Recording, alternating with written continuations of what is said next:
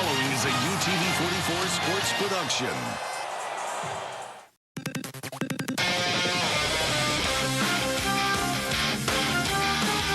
Friday Night Rivals. This is the Green and Phillips Injury Lawyers UTV 44 Game of the Week, presented by the Mobile and Baldwin County Sheriff's Offices and the Drug Education Council.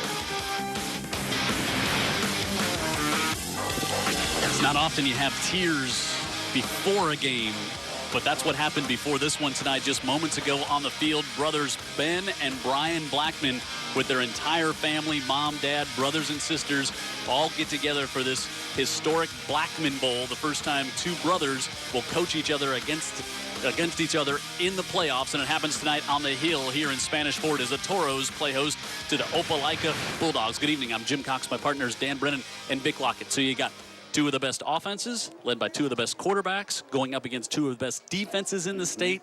This is as good a matchup as you can have. Yeah, and it really paid off for us today, getting down on the field for pregame. That we like to do that, right? And, man, what we saw down on that field tonight, so emotional, almost had nothing to do with football, but now it's got everything to do with football, and I can't wait. Yeah, we got a lot of stories to tell about this one tonight. Great quarterback play. We're going to see it out of both teams tonight. We've seen Tyler Johnston now. Jake Bentley, really excited to watch this young man from Opelika. This guy may be as good a quarterback as anybody in the state. The scouts for a lot of schools think so. He's been offered by places like Miami, Auburn University, Stanford University, among many, many more. He's a runner, but he's really a big-time thrower, too. But he can move around a little bit. He's got good size, and you can see his 28 touchdowns on the year, just 7 interceptions. He's a leader, and his coach, Brian Blackman, says he's everything you want in a quarterback. Yeah, absolutely. All right, Vic, so we got two great offenses, 44 points a game each, two great quarterbacks, but of course you want to talk about the defense of Spanish Fort. Of course, and Thomas Johnson is the leader here, and he's been the cornerstone of this defense a number of years. You talk about scholarships, he comes in with a load of them as well, especially one from my good friend Dabo over at Clemson leading off the pack. He's playing with a heavy heart tonight, guys, and he's mourning the loss of his grandfather, so I think he's going to be playing inspired football. The thing about him on the field, he gets off blocks, and he plays behind his pads, and he's got good feet to get to the tackler. Both teams undefeated, both teams region champs, and both coached by a Blackman. We can't wait for this one to start. Kickoff comes up next. It's Spanish Fort and Opelika 6A matchup tonight here on UTV 44.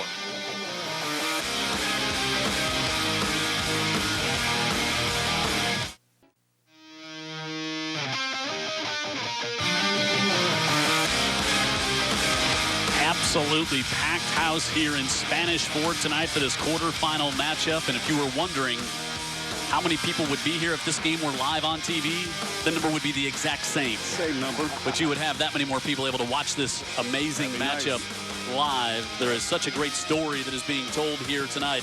And I would have to think that of everybody that's here, fans, players, broadcasters, there is nobody more ready to get this game started than the two head coaches, the brothers Ben and Brian Blackman. Would you agree with me on that one, Ashley? I have to say I do agree, Jim. And before this kickoff, let's go back to see how these brothers even got here today. Both brothers, Brian being the oldest, graduated from Troy with an accounting degree. Ben was supposed to go to medical school. Both graduated from Troy. Both went to Robert E. Lee High School in Montgomery, and they both played football. But the thing is, Brian and Ben both decided to go into football from a head coach that they both had.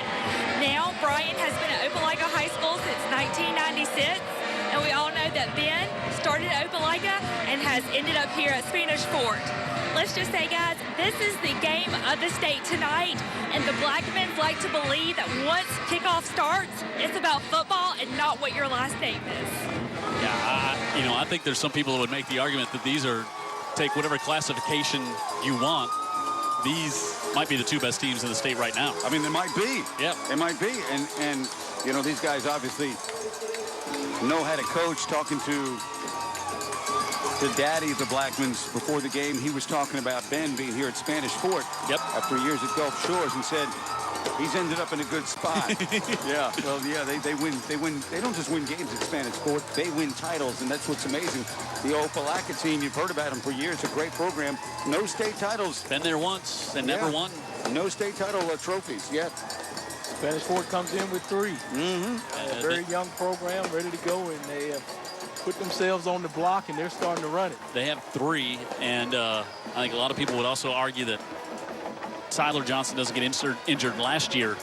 Probably already have 4 up on the mantelpiece. You can see the huge crowd here tonight. Opelika brought an enormous crowd down. As a matter of fact, Spanish Fort, the fans were being encouraged to get here early because of all the people Opelika brought. They thought they were going to be over here on their sides as well because they so quickly filled up the bleachers over there. And we have to say, how about one of the early things you notice, how great the Opelika band is all the way across the field, Dan Brennan. They're big time. Big time. And usually when you have the great band, it means you got a big school. You got a school that's active and prideful, and they're good in football. Well, this one is all of the above. Bring the spirit, huh? Yeah, man. Opelika, your Region 3 champs, 6-0 in region play. Spanish Fort, your region champs, 6-0 as well. And the Toros will get the football first. There's a great shot looking from the south end zone back up to the north. Yeah, I'm going to go a step further, Jim. You say it's a packed house. I'm going to say it's a packed house and packed yard as well. It is. I mean, there are people standing up all along the fence. You couldn't get any more people in here, and we hope you're enjoying this one on a Saturday night. Well, if you're coming in and trying to get in the yard here, you're not going to get in the front yard. You're going to have to get in the backyard now. Jack Slay will kick off. Slay's got a big leg. He's also 5 for 5 in the field goal department this year. And he knuckles one this way. Javon Brown picks it up at about the 16. Out across the 30. And we will see this Spanish Fort offense come out. Led, of course, by Tyler Johnston. Ben Blackman, your head coach.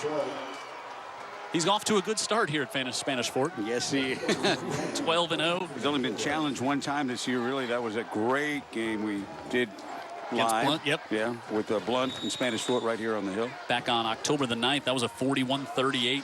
How about this guy? Tyler Johnston on the year. 32-0 as a starter all-time this year. He's thrown for over 3,000 yards, 36 touchdowns, and 6 interceptions. And the stats don't tell the story.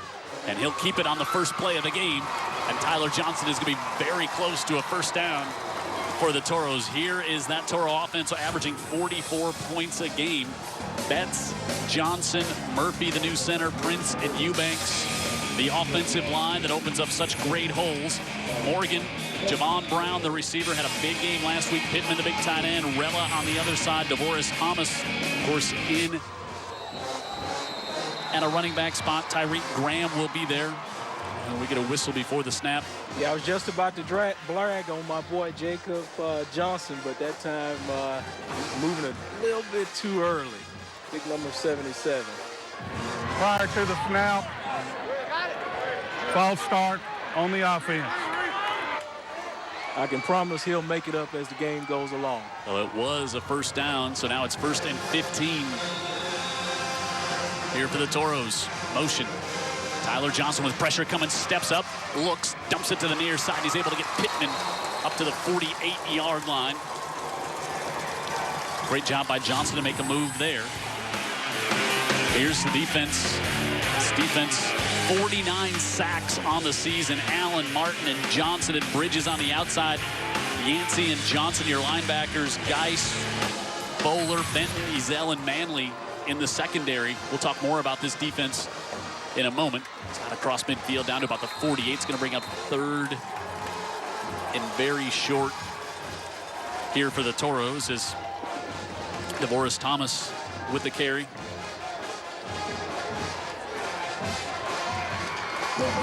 And they'll get the measurement. He does have a first down. This defense, 49 sacks on the year. Zakario Bridges, the defensive end, has 14 of them himself, and they've also forced 21 turnovers.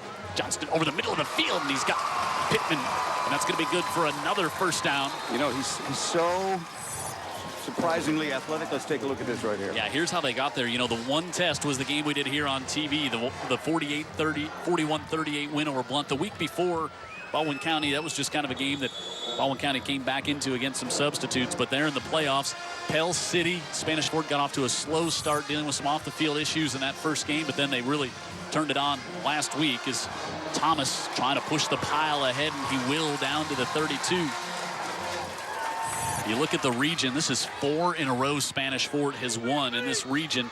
Blunt out of the playoffs. Saraland out of the playoffs. Daphne was eliminated 2 weeks ago by this Opelika team, 51-0. Those were the 4 teams that made it to the playoffs. It's 2nd and 5. These Toro kids, they have been in a lot of big playoff games. 11-1, the seniors. Thomas was playing at safety and now is at linebacker. And DeVoris Thomas, 5'10", 195 pounds. A little more of the featured back now. 3rd and short coming up here for the Toros. Yeah, interesting matchup in the middle. You can take a look at Jacob Johnson contesting Jacorius Johnson. Both of them listed 305 and 302 respectively. That's some pushing. That's some mass there in the middle. 3rd and 2 for the Toros. Javon Brown goes in motion. Johnston rolls out. That one's tipped in the air and incomplete. As that was Courtney Allen getting a hand on that one. The defensive end knocks it up in the air. They realize it's 2-down territory here, so they could take a shot with a short throw.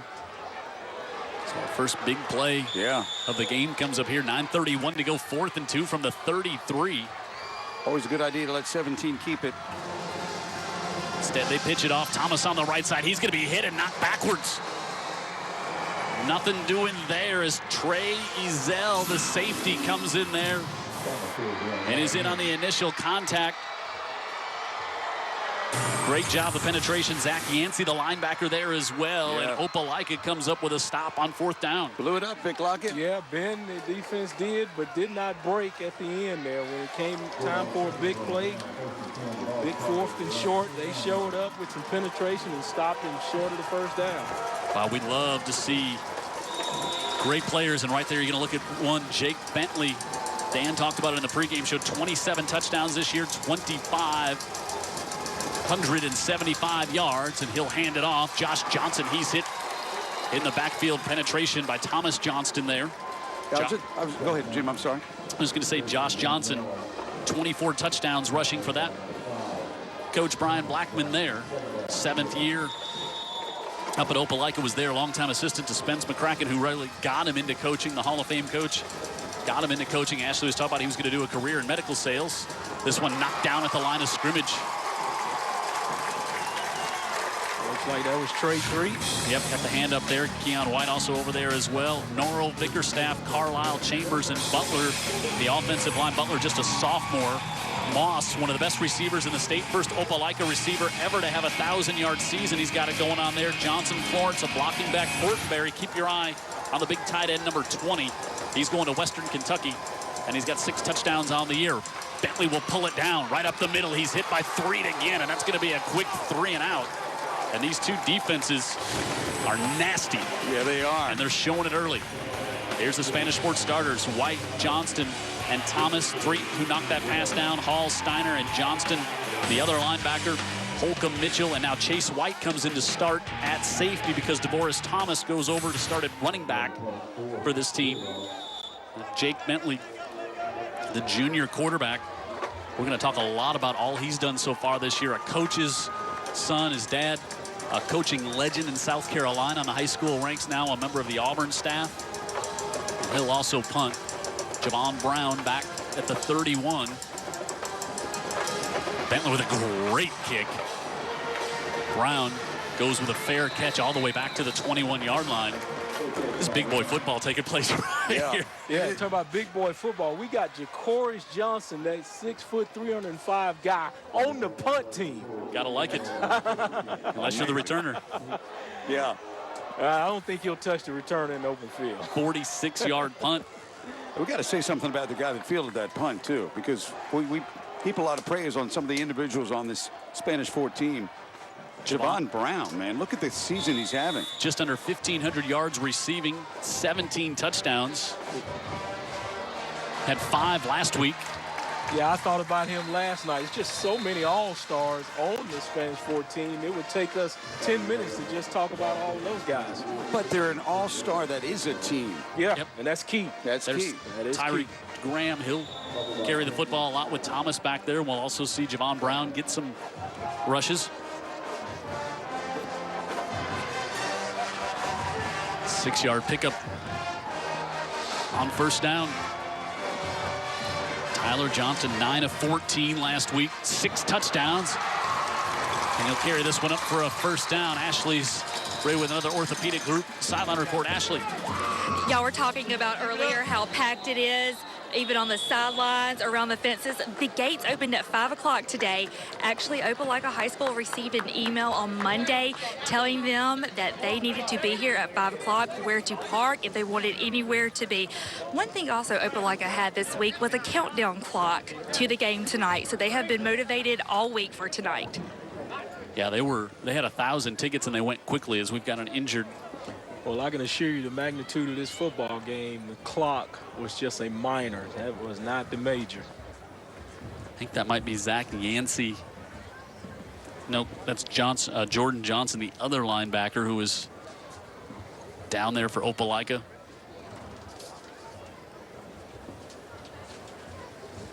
Scoreless here in the first.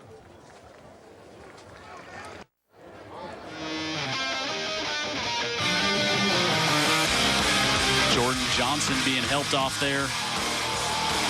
Hopefully that young man can get back out there at some point during the game. Let's look at the replay there.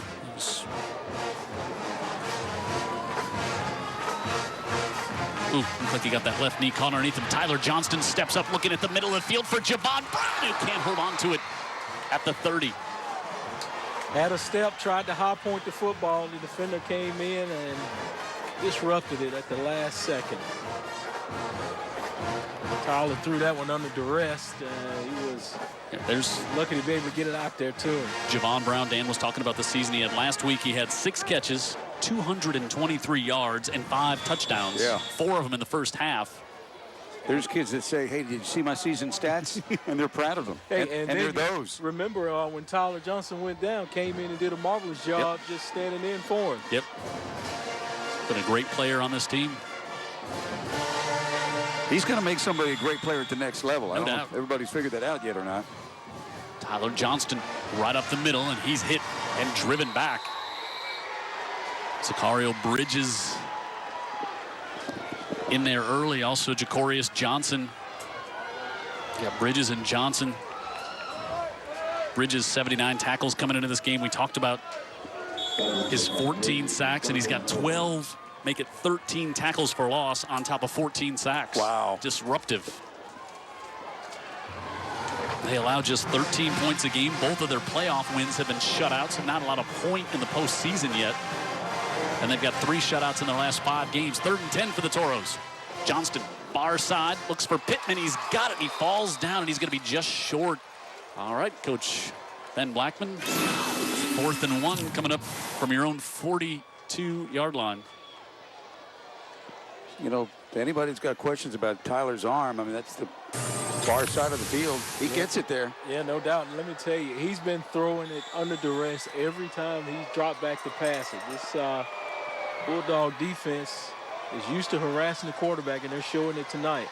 And it's actually going to be a mark of about 4th and 2. So Coach Blackman stopped at 4th and 2. Down deep at the other end. He's going to bring the punt team on this time. I think that's a good decision early in the ball game, and there's plenty of time left in it to play, so why not play it safe? Timeout called for by the Toros as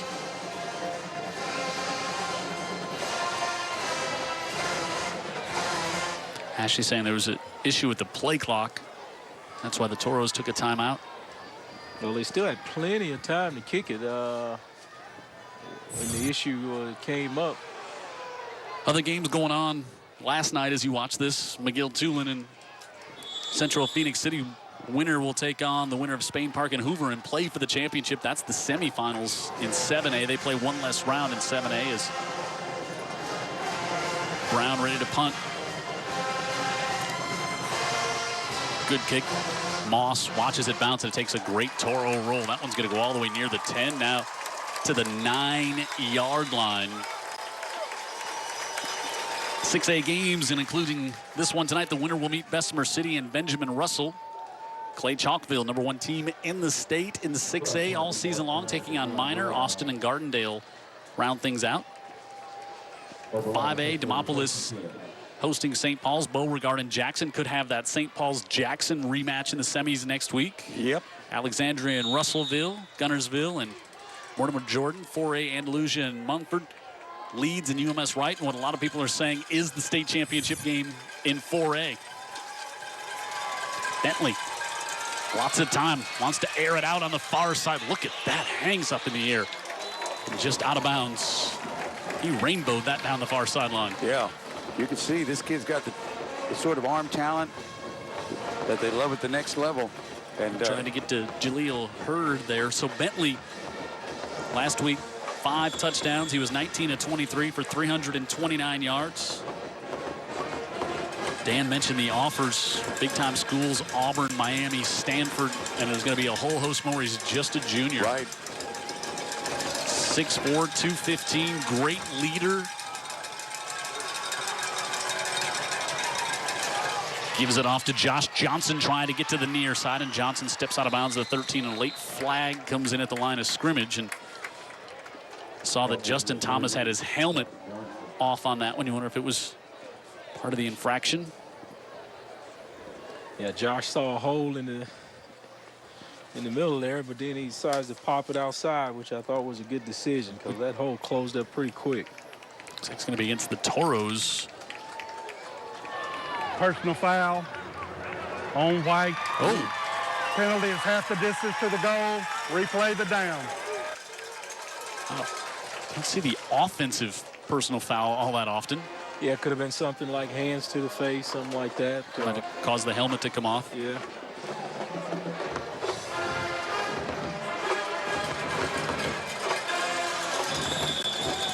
Second and 14. Bentley, pressure coming over the middle, fires it off. He's able to get it complete to James Moss, his 53rd catch of the year, and he's going to have a first down to the 22. Yeah. Moss runs that slant pretty good there now. Safeties, be aware now because he turned one from 15 into 50 in a hurry. 12 touchdowns on the year. As I said, the first player, Opelika's been playing football a long time. First one to ever have a 1,000-yard season in receiving. Does not have an offer yet. Johnson bounces to the outside, and Johnson drops the shoulder at the 29 before he's knocked out of bounds by Stephen Holcomb. Surprising to see Thomas Johnson kind of get caught up in the mess there, not keep leverage on the outside. Yeah, I saw that there too, but I think he got a little bit of bear hug from the offensive line a little bit. I hate to say that. It was kind of legal the way he did it too. So when Thomas Johnson, when he gets sealed off, you almost assume something's wrong. Something's not right about this picture. Yeah. Bentley goes out and has a word with Jaleel Hurd, the wide receiver, to the top of the screen. Still plenty of time on the play clock.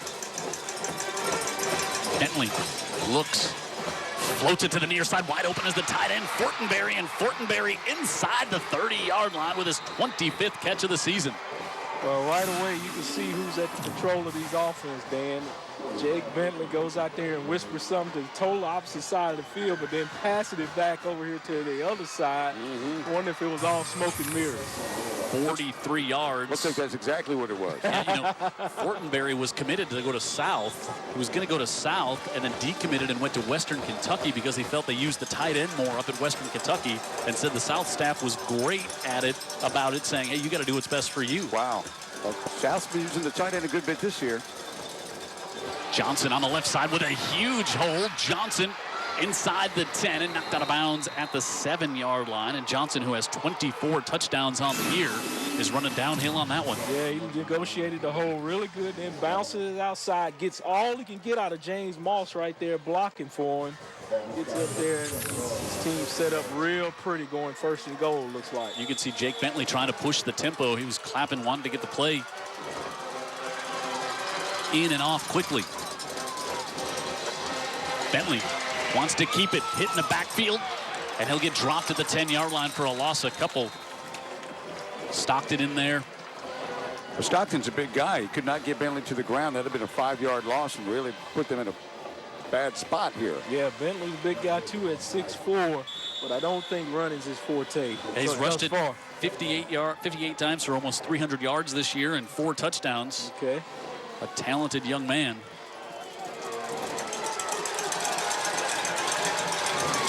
Second and goal from the 11. Keep your eye on Moss. He is just at the bottom of the screen. Bentley looking that way, fires, and it's incomplete. Just a little short. Yeah, looks Holcomb like on the coverage. Trying to throw the back shoulder fade.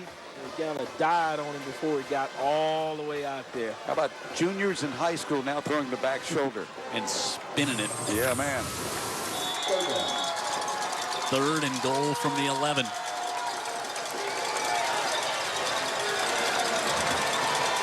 Fortenberry, the tight end, they move him in the slot. Hurd the near side, and again, Moss to the bottom of the screen. Bentley rolls out to the right, looking out of the backfield. He's able to get Johnson. Johnson inside the 5, and he dives to the corner. And he's going to be short of the end zone, and it's going to be 4th and goal coming up from around the 3. Yeah, they were trying to set up the screen there, and he's got some blockers in front of him. It looked promising in the beginning, but yeah, he just kind of outran his feet there. And Brady Hall bring him with him. Hustling to come across the field to knock him out of bounds. Johnson at 6'2", 220. And he's closer than the 3, Jim. They're right around the 1, it looks like. Yeah, the first official had it back, and now they do set it at the 1. And so Brian Blackman says, we're going to go for it. 220-pound back lines up just to the left of Bentley. Play clock at 1. They give it to Johnson. He's hit at the line of scrimmage, and he's stopped. Both defenses bending, but I shall not break. Keon White. Got a flag, though. Let's see what that is. The ref's already pointing going Spanish Fort way, though. 4th and goal from the 1. And the Toros come up with a stop. Maybe they got a little excited after the stop. After the play was over, unsportsmanlike conduct. Team's defense. Wow. 15 yards. First down. So instead of being at the 1, they move it all the way out to the 16. Wow, that is a big call right there, man. Yeah, and actually it was on the offense that was on the field, apparently. So look at the penetration, clarification. Yeah, White had him, and, you know, that's Johnson going at 220, just trying to push to get to the goal line. But like you say, Dan, once you have penetration, that just blows the play up before it gets started. Yeah, that one was just coming right between the guard and the tackle. Yeah, it wasn't going anywhere. All right, so here come the Toros trying to answer back. Tyler Johnston rolls out, looks to the near side, and it's incomplete. So he was trying to get that one up to Robert Rella.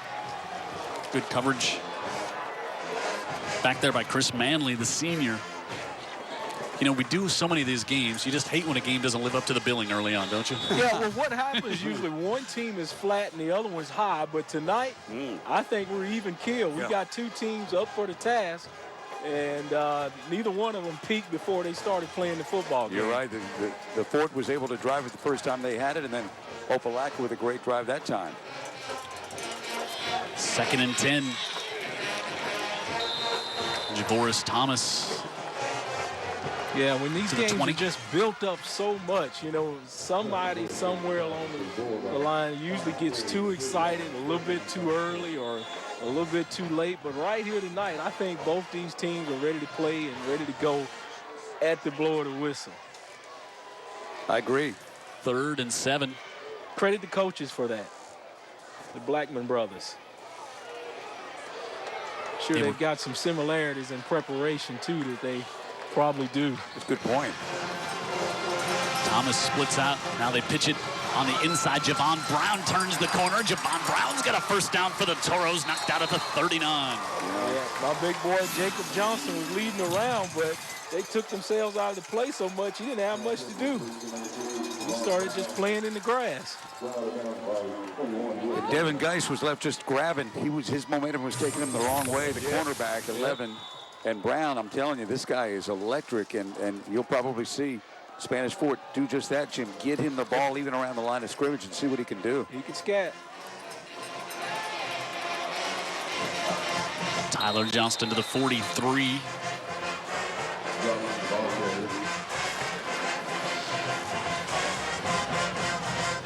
Up 2nd and 7. Good look at the senior. I'm not a scout, but there's going to be a lot of people that say, how did we miss on that kid? No question. No doubt. Rolls out to his left, fires, and he's got it wide open. Is Pittman inside the 30 down to the 22-yard line. He got behind the linebacker there and goes up and pulls it down with the 6'3" frame. And Johnston with a great throw. Remember before a game this year, I guess it was before the Saraland game, and I was just watching Pittman just kind of make his way around the field, just kind of glide around. I said, now, he's a pretty good athlete. Right. And it turned out he hadn't played much football, but he can play. Trey Ezell thought he had a pick. Out of the backfield, Javon Brown looks like he wanted to throw it. Still looks like he does. Now over the middle, trying to get it back to Tyler Johnston, and that one is incomplete. Okay, you run down to the Buick, and then that one just turned into a turn at the fire. Yeah, that was a street play. It turned into that anyway. But I love Javon Brown's poise back there. Oh yeah. While he's getting chased around. He's played some meaningful games at quarterback. Sure has. Took him to the semis last year. I'm going to be honest. I like how the defense just stayed sound. Yeah, they were. All. I'm with you. They also had penetration again, Vic. Yeah. Second and 10 from the 22. 3 receivers to the near side. Johnston looks that way, now tries to come to Brown, who's hit right before, and there comes the flag. Because that was Brandon Gaffney, who was coming to replace the injured Jordan Johnson at linebacker. And Javon Brown, I think, might have even made a little move back into the linebacker to draw the flag. Let's watch. Watch. No, he just got whacked. Yep. But, I think it says something about the respect that Spanish Fort has got for this Opelika defense, that they get down to near the 20, and on 1st and 10, it's a gadget play. Like, we may have trouble getting it in with the red zone with our regular stuff. Well, I must say here, thus far, it doesn't look like mano and mano that half the distance to the goal. It does result in a first down. That neither one of these teams could just push the other around and make a play. So you're going to have to fool somebody, maybe, misdirection, to get a play. things like that. 1st and 10 from the 11-yard line as we're inside a minute in what has been a very entertaining first quarter of football here from the Hill.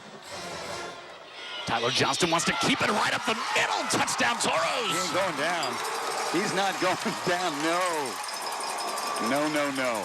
Yeah, well, there was a trick. You thought the fullback had it, but he pulls it out at the last second. And you call it riding the fullback right there, and then he yanks it out. He sees he's got a path, and he's going on to the end zone. Oh, we've seen him run through arm tackles for 3 years now. Matthew Quinn will come on for the point after. We've seen him run through good tackles. No doubt. He's been fun to watch. And it is 7-0 Toros. What a great start to this game. We've seen both teams come up with big plays, but the biggest one, Tyler Johnston with the 11-yard touchdown run. And even though it's 7 points just scored right there, we saw some good defense as well. And I like the way these cornerbacks for Opelika are just hounding the football. When it's in the air, they're contesting every single one of them. Good players. There's the read from Tyler Johnston. 9th rushing touchdown of the season. He is pretty excited about tonight. So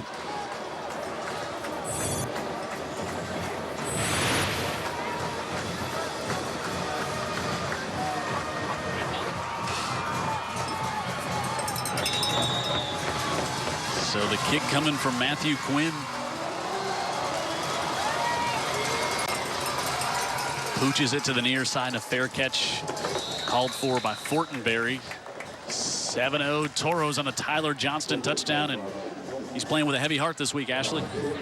That's right, Jim. Earlier in the week, Tyler and his brother Thomas both lost their grandfather. The importance of this man, he used to be at these games, sitting in the end zone every week.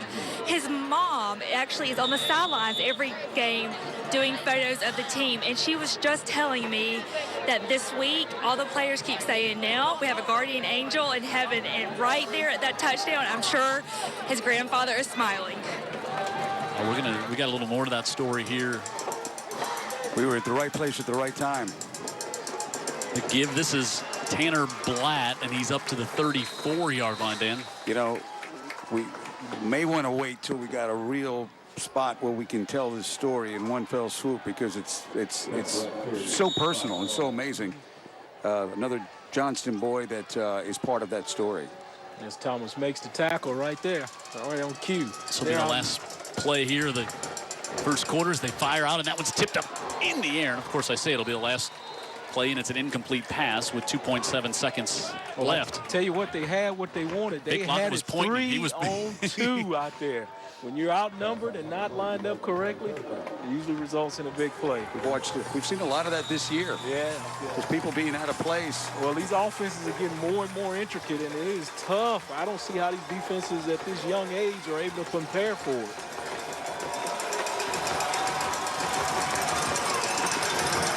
Jaleel Hurd couldn't pull that one in, so 3rd and 5. Bentley takes the give. Has that one tipped to the line of scrimmage again. Trey Threet got the hand up to knock that one down. And what a first quarter we have had here in Spanish Fort. A couple of unbeaten teams trying to get to the semis. And it's 7-0 Spanish Fort through 1.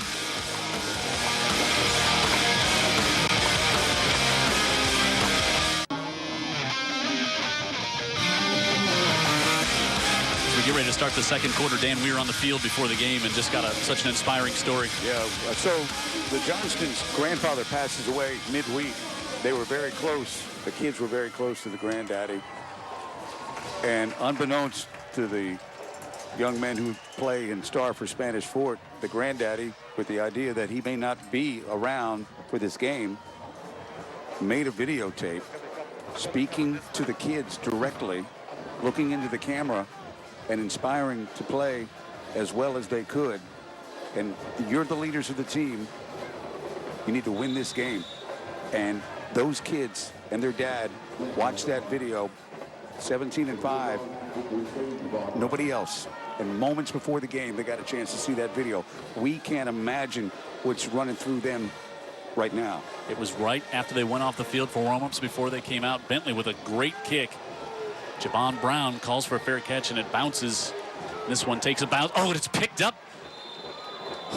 Brown watched that one bounce, and then it started bouncing back the Opelika direction. And he jumped on it. Wow. So a very touching story about the Johnstons there. And I want to thank our friends Green and Phillips Injury Lawyers, bringing you the game each week. And I'm going to get a flag here because of thank you to Green and Phillips, our injury lawyers. So fair catch was called for by Javon Brown, and then it tried to advance the ball, so that's going to be the flag. You know, while they sort this out, a little bit more to that story as well, the guys that are in Iowa that usually watch us online, yeah. They're actually in town, and I got to meet them before the game, so his other grandparents are here standing in. Well, how about that? There was a big group of them at midfield, along with the Blackmans, and all that was going on, a meeting of the Blackmans and then the Johnston family and the folks that came in from Iowa. I guess that's the mother's side of the family. Yep, that's the mother's parents. She is such a fantastic, beautiful woman. I got a chance to meet at the 1st and 10 Club a couple of times, and she's got Tyler's smile. Yep. And Daddy don't play, so Tyler and Thomas got that. Good combination. That scene before the game, amazing. With all those pictures, it was everything that's right about high school football. It's everything that's right about life. Yep. So here come the Toros. Penalty back at right to the 30. Tyler Johnston rolls out, has time, fires. Complete. Javon Brown has a first down at the 42-yard line. And we talked to Tyler before the game on the sideline after we didn't bring that up. That wouldn't have been appropriate. Went over there, and he had that same big smile on his face that he always has. Unreal. And, Vic, you know, people question this arm. It's on time. It's accurate. Yeah, they ran that little out from the bunch formation, and it's tough to figure out who you got to cover as a defensive back. And I got Vaughn's news. Open. Cover 3. If it takes 2, do it. 73rd catch this year for Brown, looking for more through the middle, and that one's incomplete. He's trying to get that one off to Logan Morgan. Tyler Johnston put some zip on that, trying to get it into a tight window. Yeah, good thing he did, because he was double covered as he had a linebacker or safety drifting back there, and that was a tight throw. And give Ben Blackman credit, too. He changed a little bit of what he does offensively when he came into the situation with Spanish Fort, and they had so much, so much success running the things that were good for Tyler Johnston, and he implemented that into the offense. Tyreek Graham goes out into the slot. Johnston scrambles, pulls it down, turns the other way, and then there is Zacharias Bridges and also DeMonte Martin. Yeah, Bridges, them playing their games up front. They ran that little twist stunt, and I thought it was going to be ran too slow to even bother the quarterback, but I guess the coverage was good, and it gave him time to finish it up. Yeah, Rick, I think once again, your guys downfield is what made that play, because he had enough time initially. It just wasn't there, and after throwing that tight one, he probably thought twice. 50th sack of the season for Opelika, number 5 for DeMonte Martin. Wow, they remind me of McGill a little bit. They're going to get in your face. Plenty of time on the clock. We're giving up on 8 seconds. 3rd and 15. You got a timeout by someone. Yeah, I think that's going to be Opelika maybe. Calls for the timeout there. That's indeed what it was. Yeah, these defensive backs for Opelika, they've been impressive so far. I agree. Brian Blackman, of course, Ashley mentioned both of the Blackman brothers going to Lee High School, who's taking on McGill tonight, who we saw just run right through Murphy. I think McGill's at Central Phoenix City. Correct. I think I've got that right. And Lee is in another quarterfinal game. All I know is Spanish Fort Opelika. Yeah. Look at me, guys. Yeah, I should try to keep it straight what game we're at here. So this has been such a great matchup to start both of these games. The Blackman Bowl, so much was made of it, and saying, both brothers saying, I don't want to be there for Thanksgiving dinner, Mom and Dad. Yeah, I want the other brother there because I want to be getting ready for the championship. I saw that story. I saw those quotes. I like the way you describe Ben too, because he's got that sweet frat boy look to him. But you say Cox is always saying there's a killer inside that guy. And I think he is a competitor. By the way, that McGill game, I misspoke, is a semifinal game because 7A will play one less round. Right. But that turnover was totally on me, much like the spilled soft drink last week. That one was all on me for screwing up with the Lee game. Dropping back, Tyler Johnston looking down the sideline. Javon Brown up in the air. There was a little bumping going on there. And good double coverage, almost triple coverage back there. Yeah, free safety Trey Ezel got over there to escort him. Didn't get his head around to find the football, but at least he distracted Javon just a bit. Also, just to your point about the arm strength, that throw there. Nothing wrong with that. Overthrew him. So Opelika will force a punt here after the sack on 2nd down. Javon Brown will send one back, and James Moss back deep to return this one. 10 on the line of scrimmage for Opelika. Low snap. Brown, a low kick to the far side. And that one, it was touched by Opelika, picked up by Spanish Fort. They can't advance it, but they're going to get the football. That was a low kick, and Spanish Fort's going to have it at the 27-yard line. Unbelievable that these kids didn't get out of the way. Well, watch, it's going to hit his foot. Yeah, they're doing that these days, and I know the coaches are going crazy, and there it goes. That's that one bounce that can be very costly. Tyquarius Barnett. Wow. You talk about in a game like this, how big was that? Actually, that's going to be, there's two 28s. I'm pretty sure that's Jalen Marshall, the wide receiver. I'm sure they were yelling Peter, but he certainly didn't adhere to it. And maybe he never really saw it. He was kind of shaded a little bit by... Well, he was right there looking at it. I mean, I beg to differ. He just got way away from that football, because that is the funny thing about that oval-shaped ball. It will bounce one way when you don't think it will. A line drive kick as well. Those really take the funky bounces. So here come the Toros on the near side with a lot of speed. Up Javon Brown. Touchdown Toros, 27 yards. There's a lot of people going to say, how do we miss on that guy, too? Javon hot-stepping there at the last 5 yards. He saw he had the alley, and he was starting to be excited about it. I think part of that, guys, was just the Opelika defense A little deflated, probably, coming back on, like, what? We're back on the field again? And that was a gashing that we hadn't seen happen to them tonight until right there. Yeah, they were still in shock and, trying to get their head in the football game. But that's what the defensive coaches talk about. Sudden change. You got to be ready for sudden change. Troy Ezell, starting free safety, who has played well here. Yeah, we called his name a lot. He's done a lot of good things already. Prayerfully, he's okay and there's nothing serious there. We want a good, clean football game, no injuries. He's up to his feet, thank God. What a turn of events as Ezell slowly heads over to the Opelika sideline, but favoring that left leg or foot or ankle.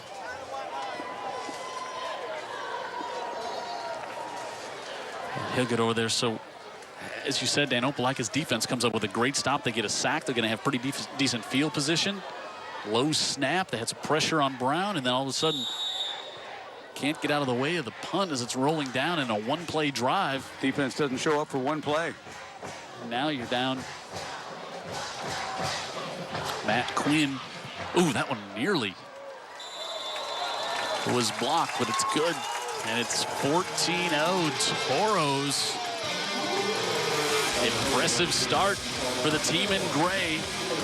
And that young man has another big play for the Toros this season, Javon Brown.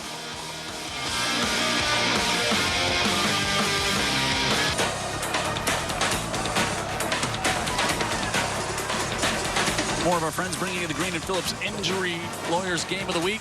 The Sheriff's Offices of Mobile and Baldwin County and the Drug Education Council.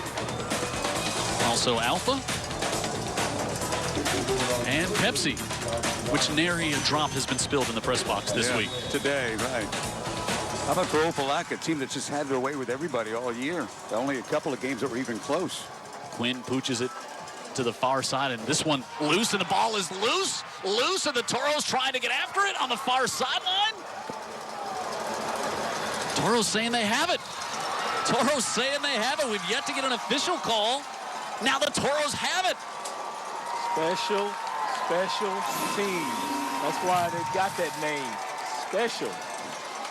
Yeah, that was Blatt, but Fortenberry, the tight end, let it go over his head, and Blatt had to rush up after it. And there's that oblong ball. Tough to get a hold of. This is what makes them so special. In the end, somebody always gets a hold of it. One team or the other, and Spanish Fort has got I've seen it go out of bounds, too. That's true. That's true. Good point. So, one team ends up with it. For certain. A botched punt gives it to him at the 27. Now they can't cover a kickoff, and they get it at the 14. Tyler Johnston out of the backfield. Gives that one Tyreek Graham. We had a lot of help there trying to pull around and lead him. Yeah. Good defense by Opelika. He's hurting a little bit, too, as he comes out. Graham going to hobble off. I tell you, we have all this conversation about these offensive players, these defensive players. Special teams playing a big part in it so far. You are right. Jaboris Thomas comes back in at running back.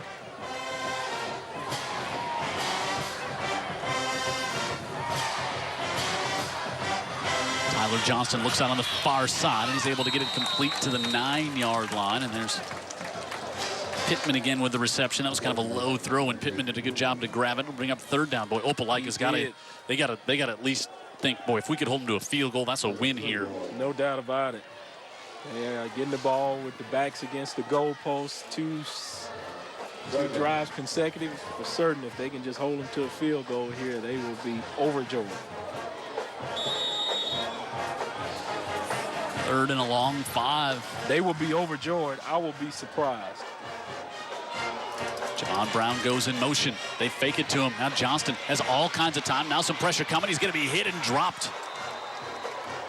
DeMonte Martin was in there. Johnston had a lot of time, but great coverage downfield by the Opelika secondary. No doubt about it, Dan. We've been talking about it. Yep. I mean, these guys for Opelika, they play defense in their secondary.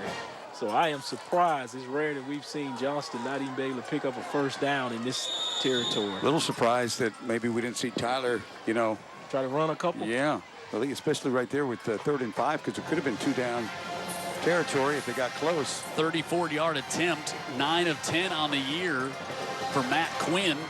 High snap. Quinn is no good. Pushed it just off to the right side, and a huge stop by the Opelika defense. I'm getting confused because I guess there's a lot of Opelika people on this side of the field because they cheered. Yeah, you heard the cheer. And I'm thinking it was good, so. I think the cheer came early because they thought it was good. Oh, okay. Yeah. Okay. I think the Spanish Fort faithful thought that was through. Well, those coaches have told me over the years, don't trust your lying eyes. Yeah. Right there, your eyes lied to you, fans. Man, big stop for Opelika. It is huge. I mean, even better than the field goal we thought. yeah, could have been just totally changed this game around. What changed that whole thing, of course, was the defense and the sack. Jake Bentley gives it off to Josh Johnson. I tell you, they've got to really do a good job of trying to keep this Opelika offense one-dimensional. All right, so third-round semifinal games all time. Spanish Fort 5-2 in these third-round games. One team has beat them both times in that same game. You got that one, Dan Brennan. I don't know. You sure? Yeah, you were very quick to say you were. Then you thought for a second, and I thought. It's a problem when I think for a second. Yeah. Stick around till later on Saturday night to find out the answer. Think wrong, huh, Dan? Yeah. 2nd and 9. Fortenberry. Went in motion. And now Bentley near side tries to come to Hurd, and he's got it at the 24, and it's going to bring up 3rd down for Opelika. Yeah, he was getting some heat on him that time, so he had to hurry up and unload it.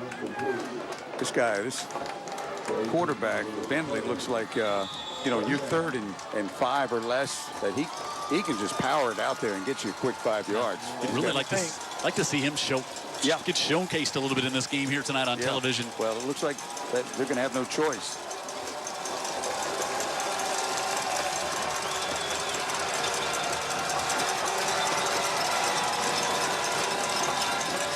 Bentley looks over the middle. It's intercepted. Picked off on the near side as Colt Steiner has the pick. Steiner inside the 20, and he's dropped down there.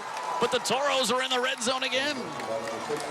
I don't think he saw him at all. Because he was looking that way the whole time.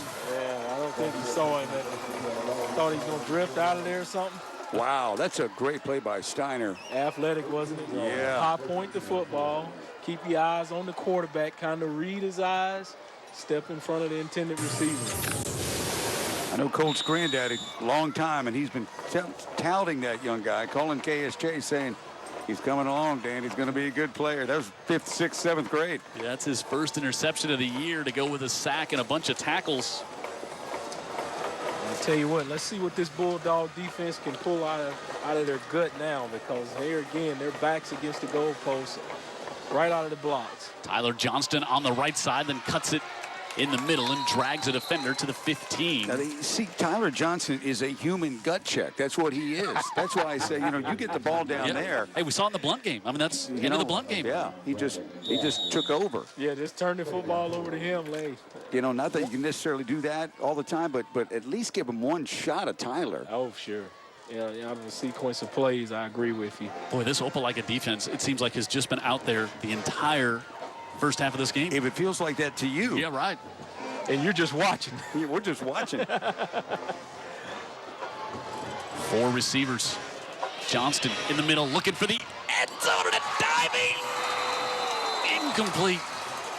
Well, he fitted it in there for certain. Boy, Robert Rella, I thought had it at the very end of the play when it was still being bounced around when he was on his back. Well, we talked about it all night. These defensive backs for Opelika have just been impressive. I mean, it wasn't an easy throw, and then they made it a tough catch even the 3rd time around. Wow. That was Trey Zell. Good to see him back in there. He went off with an injury on the last series. That's right.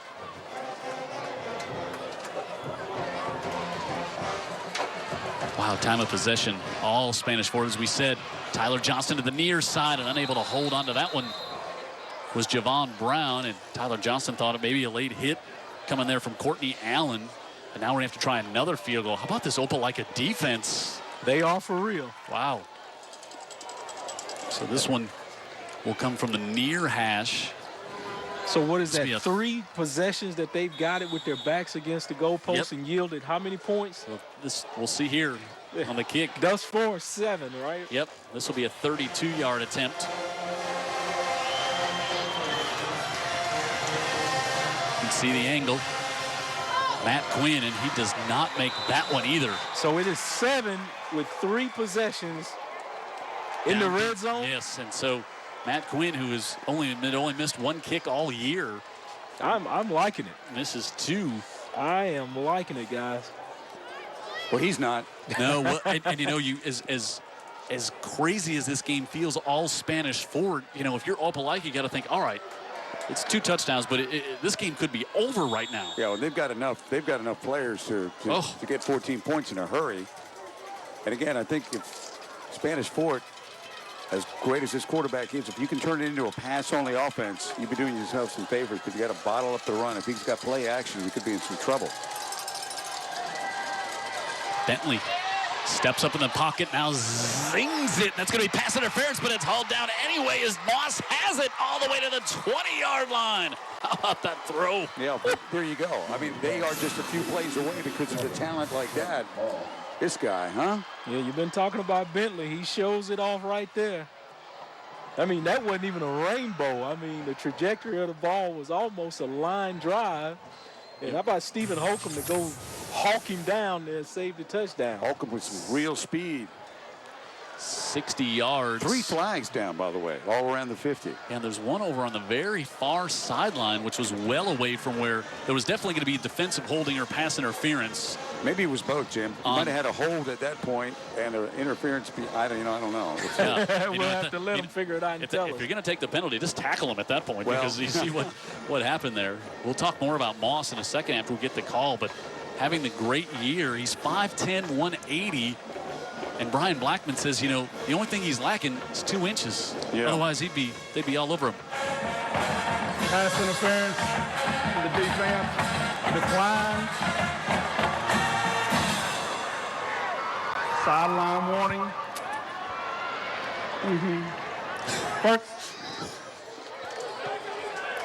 So, all right, let's watch the replay. But I love the release, the throw. Boy, and Moss with the catch. Moss had not even turned his head yet until the ball was almost on top of him. And going back to what Blackman said about Moss, he said he's probably the most coachable kid I've ever had on this team. He's been all great. He said somebody's going to miss on him. He said, but the problem is, he said, college guys, if they're going to miss, they're going to miss on a big guy. Right. The recruiter doesn't want to be the guy that misses on a small guy, because then you're not a recruiter anymore. They do it all the time. Yep. And I guess, to keep your job, I can't blame them. At the 25. Bentley comes to Hurd, who drops it.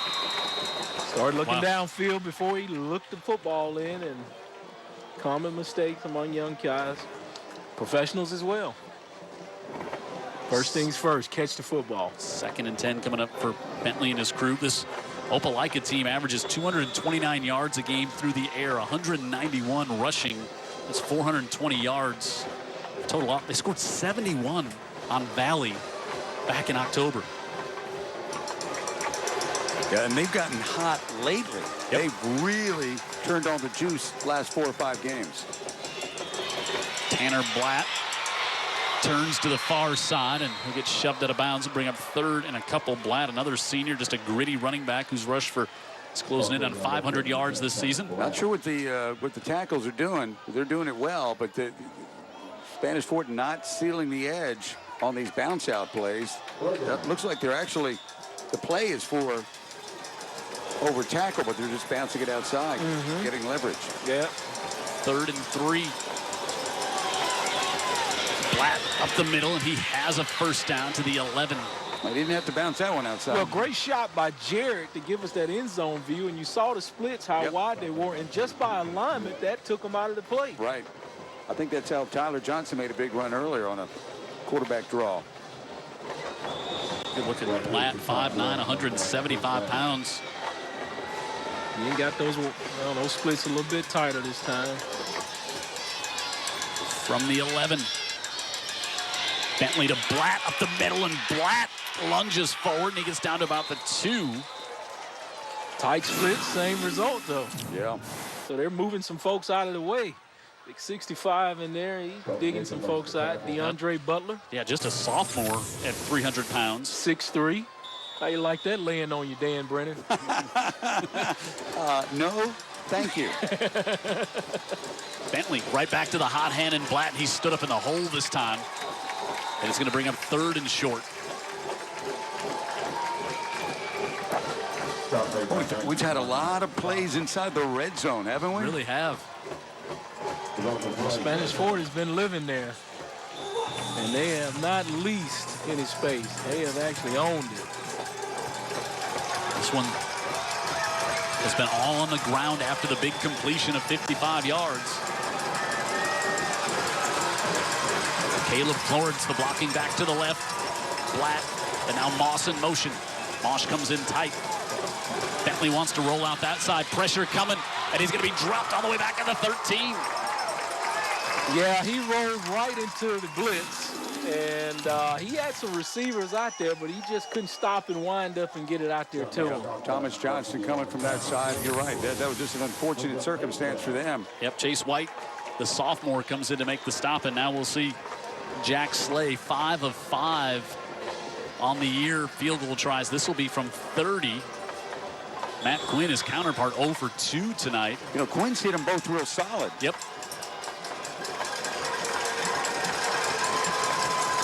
Slay, the left-footed kicker,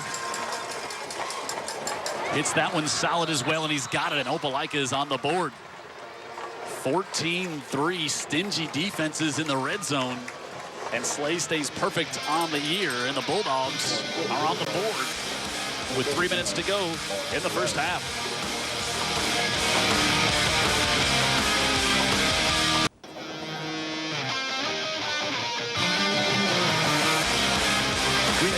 Green and Phillips Injury Lawyers Game of the Week. Dan Brennan. You got it. Best playing the best. A couple of top high school football players in Alabama and Mississippi are headed to Hattiesburg.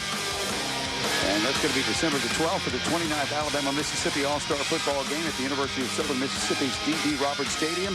2 40-member squads. High school seniors going to match their talents at 12 o'clock. And tickets are now available online and will be available at the stadium on game day for $10. High kick, fair caught all the way back to the 20.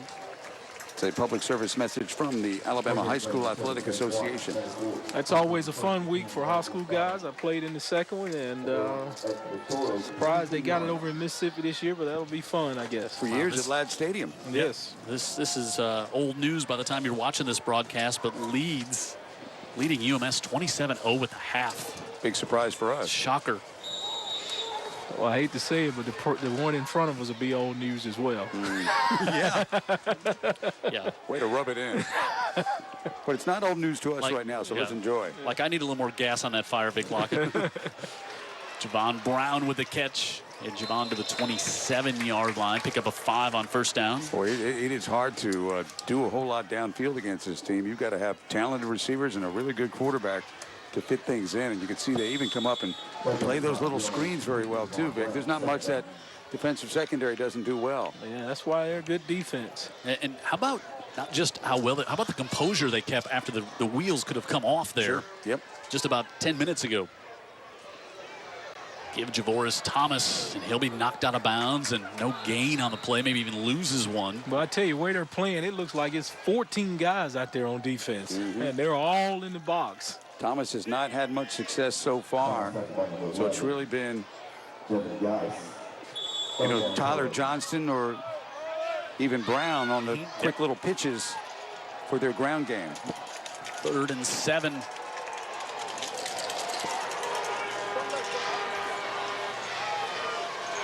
Empty backfield.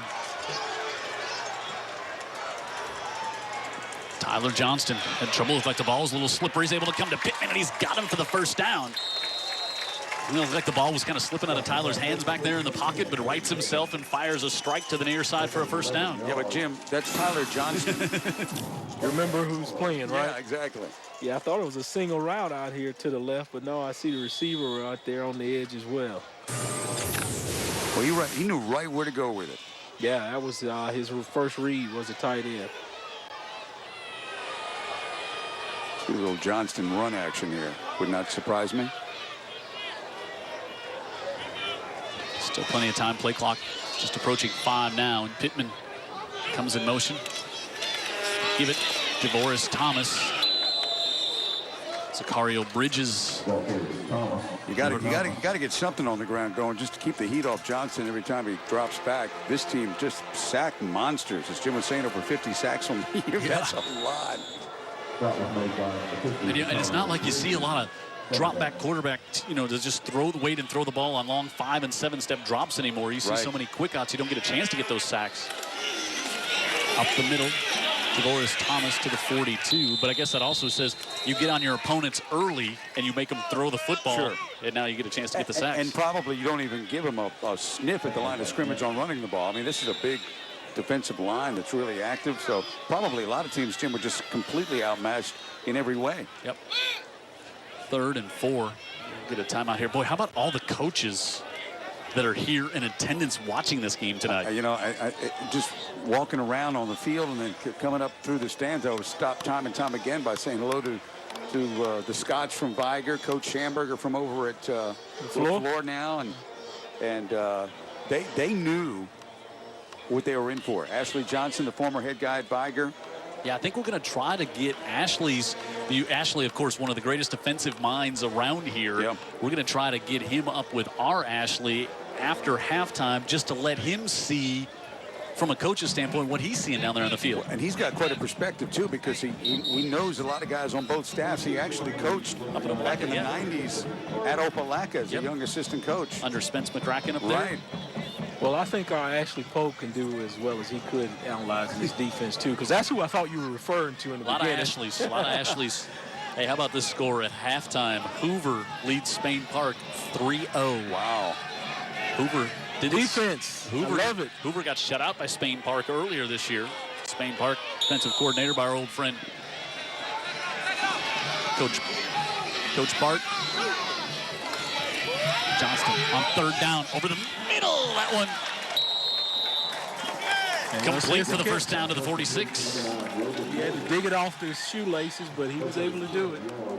Logan Morgan, the junior, with his 33rd catch of the season. That was a kid who made a big catch in the Blunt game, remember? You're right. On the sidelines. Yep, on the far side on that drive. That's a good catch. Yep. Good clean one, too. Not easy. Good job by the refs. Yeah, I was going to say, good job by the officials. That's a tough one to see in real time. And now the Toros on the plus side of the 50. Javon Brown on the right side. Brown makes a move, slips through a hole to the 39. Who doesn't want him on their team? Wow. What a Man, great I play. thought he had it more outside there. He cut it up a little bit premature, I should say. All right, one for Vic. Vic says he has been such a player and he's done so much. He's dynamic for this team. And you were talking about, Dan, how just he and Tyler Johnston they're just buddies. I mean, they're just buddies. I mean, you want to catch them after the game. They're at one house or the other. 45, now down to 40 seconds to go. Johnston fake, wanting to go deep. Now he will. All alone is Brown, and he goes up, and he can't hold on to it. He had 3 defenders around him, and the ball hung up forever, and Charlie Benton was there. Yeah, but seconds before, he had no defenders around him. Correct, yeah. Tyler saw him late, and he still believed in his compadre out there and tried to spin it out there to see if he could just get a play and make a play, but it was just too late. Everybody beat on that one. Could have got a quick 6 right there. And it's rare that we see those defenders for Opelika let somebody get open like that. But they recovered. Yep. Yeah, they did. They did. He had a chance to pull it down in 3rd and 3 from the 39 here for the Toros. Up on 4 seconds. They get it snapped. They give it off. Thomas up the middle, and he's got the first down all the way to the 26. Going to give that field goal kicker another shot, maybe. Ben Blackman wants a timeout. This is all the way out to the numbers. They stop the clock to move the chains, but that's the best north-south run by Thomas tonight. Yeah, that's actually DeVoris Harrison there. The running back, it was a give from Thomas. Tyler gave it off. DeVoris Thomas, though. yeah, DeVoris Thomas. I thought it was DeVoris Harrison. We got 2 different. Thomas. Thomas, okay. Okay. So Ben calls a timeout here, Vic. You got 25 seconds. You're at the 25. Your field goal kicker. You got two timeouts left. Certainly going to take some shots where you're trying to get it in the end zone, even if you don't throw it to the end zone. Maybe a play designed to get it there, even a screen or anything to put it in play where you've got a chance with a playmaker before you kick a field goal. Yeah, no doubt he's going to try a couple of passes and see if he can get the juggler here. It helps when you have helps when you have a quarterback you kind of have a little trust in back there. Senior guy. Yeah, and the other thing is, with Tyler, and he hasn't taken off much tonight, and of course he's recovering from that devastating knee injury a year ago, but when things break down, he can make a play too. From the 26.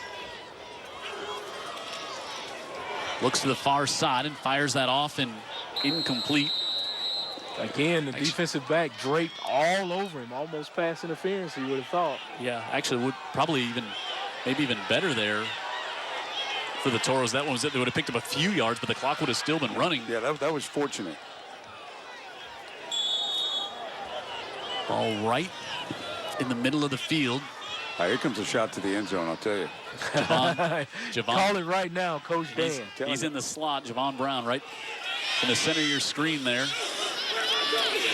Tyler Johnston tries to run it himself and got tripped up. Wow. And only gains a couple. Well, Dan, you say you got to give him at least one shot. Yeah, you do. And the fact is that was their shot for the end zone because they're thinking everybody's coming. Yeah. And maybe it's almost like a misdirection in a way where they're all bringing the heat.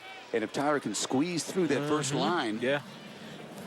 That was the case, too, because there wasn't a whole lot after that. I'll tell you what that is. Lead draw with your quarterback. Yeah, I thought Tyler was a little gimpy when he got up on this one. He was, and you know what? He was, I don't know that he was tripped, but he actually did trip over a leg of a defender. He wasn't stopped except running into the leg of a defender, whether that was a trip up or not, defensively. Tyler Johnson, you got to use everything you got. No doubt. Hey, there's no tomorrow. I love to say that. You can see he's trying to keep that right knee loose, and Ashley said they were just taking a look at it there. And you're going for the rings now. You could see the glimmer of the rings down the tunnel. Well, that's the right leg with all the brace on the brace that you can see. 3rd and 11 from the 27. Johnston steps up looking for the end zone. This one is picked off. That's Ezell, goes in there and makes the interception. In the end zone, they were trying to go to Javon Brown, and Tyler Johnston with just his 7th interception. I'll tell you what, Trey Ezell has been playing a well of a football game for these Opelika Bulldogs in the secondary, and here he finally comes up with a play. Yeah, he's just playing center field right there, and he's the bigger of the two, very athletic, and down with it. And there was the shot you had to take. You had to take a shot right there. And probably, you're at the 27. Probably weren't going to try the 44-yarder. Your young kickers missed a couple, and he could get it there because both those kicks, Jim, were really nailed. He just kind of missed to one side or the other. And let's see here if I think Brian Blackman is just going to say, all right, we're going to take a knee. Could not go, but they're going to have to hurry to get the play off. And that's what they do. Well, now. No. They're going to say that there was a timeout called before that play. Yeah, I think Coach Blackman on the far side. It's easy to say Coach Blackman called one because we won't be wrong. Yeah, you're right. But Opelika's coach, I think, called the timeout. But the play clock was going to expire. Was going to be it was down so low they had to take a timeout when they're just trying to kill the clock. So they do get the timeout before the snap. Really didn't have to take the timeout, but since you had them, and you're going into the half, right? Yeah, it's just might as well, I guess. They need to 6 in one hand, half a dozen in the other. I think they need to set the clock back. I think I don't know if they're going to get around to that because it's just going to be taking a knee anyway. But if you were going to get technical about it, you would be pushing the clock back a few seconds. Yeah, I think it needs to be like 7, maybe I think it was like 7 seconds or so, if I remember, 7.3, something like that. It'd be something very weird for any of that to mean anything. Yeah. You got to Now suddenly, but you go, okay, yeah, they just You guys getting too technical here. Can we just line up and play football? They put 7.3 seconds back on the clock. Josh Johnson. I know you're proud of yourself for that one, but it's not going to matter. Look at the formation. So he'll get recognized at the announcer awards at the end of the year. Big banquet we have. Yeah. So we have played. The three of us. Yeah, we're the only ones that show up. Yeah. Not even the spouses. What a first half of football here in the quarterfinals. And let's go down. Ashley's got Coach Ben Blackman. Coach Blackman, your special teams have really benefited you so far tonight, but Matthew Quinn has lost you 2 field goals. What can you tell me? Oh, we're fine. We're fine with Matthew. He's a competitor, and he'll be fine in the second half. He's won many games for us, so we'll be all right. What do you plan in the second half to bridge this gap? Well, we got to keep playing. We got to capitalize on their mistakes, and we got to keep playing. And in the second half, I mean, it's 2 good football teams. It's going to be hard for either one of them to surrender. Thank you, Coach. You know, I kind of like what Ashley said there, because they've got another bridge. It's called the second half. Yeah, no doubt. It's not over, and the gap is you're trying to get to that win and get to advancing, and you can see this Opelika team's going to be ready in the second half. And I think if you're Brian Blackman, you're just saying, you know, look, guys, it's not going to be any worse than what we just went through. Yeah. It's not going to be like that. Right. We're not going to have those turnovers. So we'll see. Second half coming up. After this, we got what a game going on here. Quarterfinals 14-3. Spanish Fort on top of Opelika here in round 3.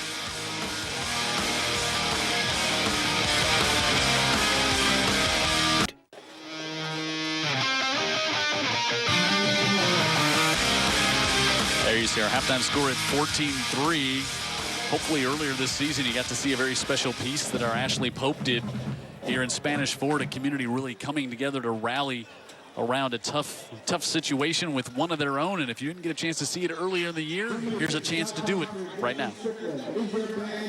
High school football. It is what all communities come together for on Friday nights.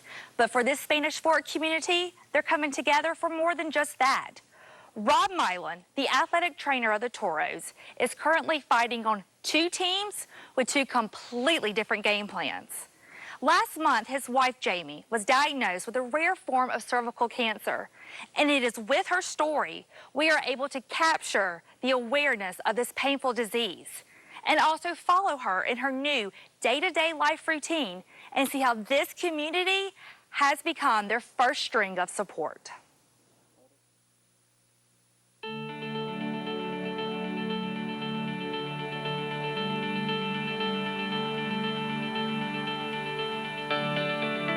We actually met in graduate school. We had a class together, and then come to find out we lived at the same apartment complex. So after we started hanging out and talking, we realized we were just a few buildings from each other. And as soon as I got here, fell in love with the community. We were, actually living in Mobile at the time, and I was making a commute every day, but within 3 or 4 months, it was, Jamie, we need to move over here. This place is awesome. Jamie went in for a 10-month follow-up appointment. She was having a little bit of pain in her low back and didn't think much of it. But with the Dr. Scalisi, our doctor, wanted to make sure that it wasn't anything. And did a few biopsies that confirmed, unfortunately, that her tumor had come back. And on a better look at the pathology this time around and what we've got now, it is a little more of an aggressive and rare type of tumor than we were dealing with before. Really, when I get the phone call from the doctor and they say, we want you to come in, then that's when you really start thinking, you can't help but think of the worst, but we have hope for the best, and everything does happen for a reason, and we'll get through it. I've always believed that God will never put us through anything we cannot handle. During that time, it was very emotional, especially when I was away from her. I was very emotional, scared for her, scared for us, and you can't help but think the worst. I remember when I called Coach Blackman and told him for the first time, and it was very shortly after I found out. I was very emotional at the time, and he said, let's pray. I was disheartened, concerned for them and their family. And, just started praying for them and, doing anything I can to promote the awareness. And, it's such a grave disease that, a lot of people suffer from it. And when you have somebody that you work with day in and day out and means so much to your program, it kind of hits home. The first thing that I normally think of isn't to necessarily pray about it, although, my faith has grown so much stronger through all of this. It's what I needed. That was exactly what I needed. I needed to put it in the Lord's hands and know that He was going to take care of it. My motto through everything, even since the beginning, is let's do this. And that will continue to be my motto until I hear those words, there's no more cancer. Well, the game plan is take it one day at a time. It's you can get very easily overwhelmed with thinking about the big picture or when we're going to finish and that sort of thing. So taking it one day at a time and literally waking up and saying, today's a new day, let's go. We're going to get it. Trying to continue to keep everything as normal as I can. If I wake up and feel great, then I'm gonna go to work. I'm gonna get out and walk the dogs, cook dinner, do everything I can that I would do before this. But if I'm not feeling well, then that's part of it. And I know there'll be rough days, and I'll just do what I can on those days I'm not feeling well. Most of the time with these tumors, we do see them in young women who have been taking care of themselves, who, are doing all the right things. And it's just one of those cancers that really doesn't discriminate. She's undergoing a combination of chemotherapy and radiation. Both of those things, this is one of those rare tumors where we don't have the benefit of a lot of data, a lot of clinical trials over many years like we do with some of the more common variety of cervical cancers. For me, the biggest thing that has been a shock are the students. I mean, these are high school kids. A lot of them have no idea who I am. A lot of them may know Rob, but just them wanting to donate money. I mean, so many of them don't have jobs. They're in high school, but still to want to give at least a little bit to us. And really for me, Sarah Lynn high school students, for that one student, Spencer Mitchell, to come up with the idea to raise money for us, oh gosh, it made me cry. I was just amazed at this high school student who wanted to come up with this idea and just give us some money that it'll just help us in any way possible. Our community as a whole, we're doing so many things to try to help them in their fight. Our school raised over $1,300 for them in one day. What Sarah Land did after the Sarah Land game, that was like the first week we found out about it. That was just, a class act. The community has come together. They're preparing meals for us.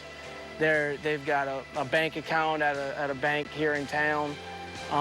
There's a GoFundMe account set up online. And then the fundraiser coming up at Trattoria Pizza that I can't wait for.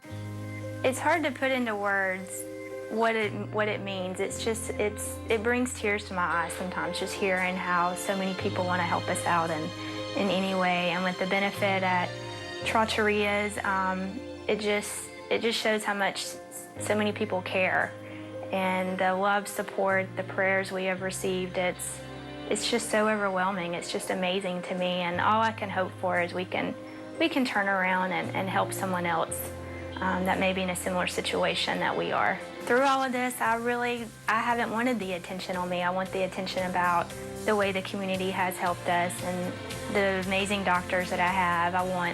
I'm so thankful for all of them. So really just getting the awareness out there and using my stories. Raising awareness, we are empowered when we know what we're looking for.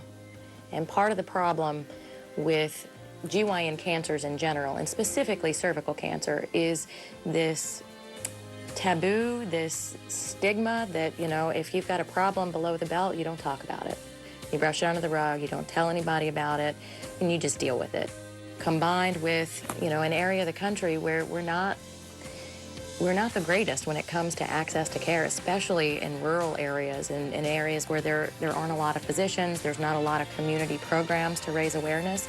You know, you add a hush-hush type of problem with a lack of awareness and no education, and it's a perfect storm. She's got my heart, she's got my soul. Whatever she needs is gonna happen. Whatever I have to do, you know, you just, like it's been said before, you know, you move mountains. And you get it done regardless of the situation, regardless of what she's going through.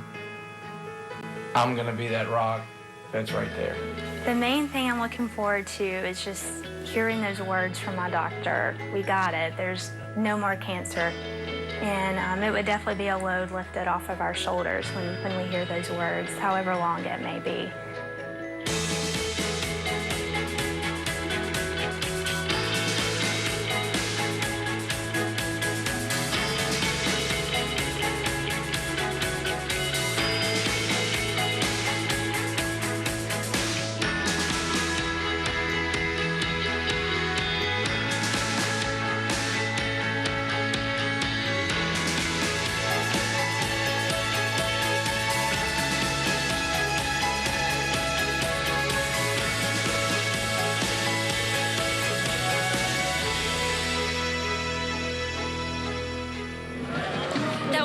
Bit of this past month of Jamie, but tonight, in a little bit of an update, she has finished her 30 rounds of radiation this week.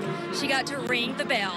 She's also in her second round of chemo. She is not here tonight, but her husband Rob has told me that she is watching at home. She feels great, and in 2 weeks they will be doing a PET scan to see what has progressed, hopefully nothing, and that she will be in remission. Something else that this community of Spanish sport has done, the J and the M on the field. A couple of weeks ago, they put it on the field. It is still there in support of Jamie in her battle.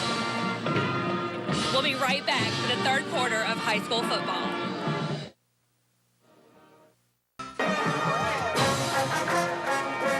Been a great first half. Pepsi halftime show continues on here. Let's go down and enjoy the bands here at the half.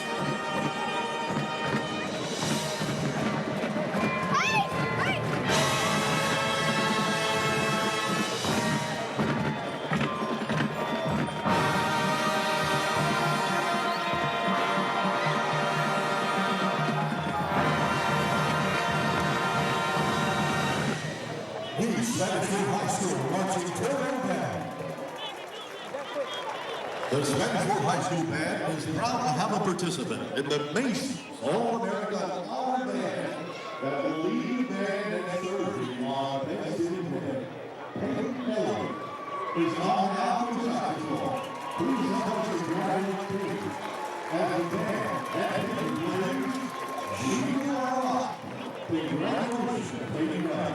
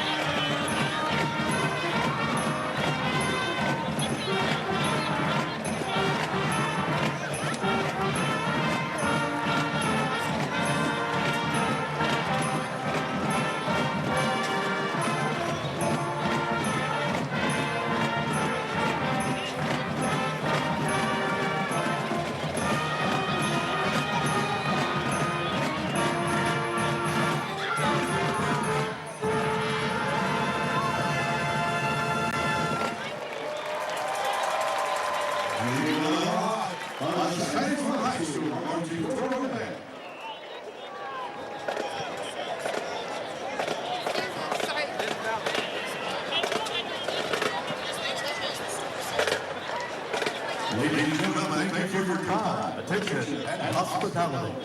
The Spanish Fort High School marching.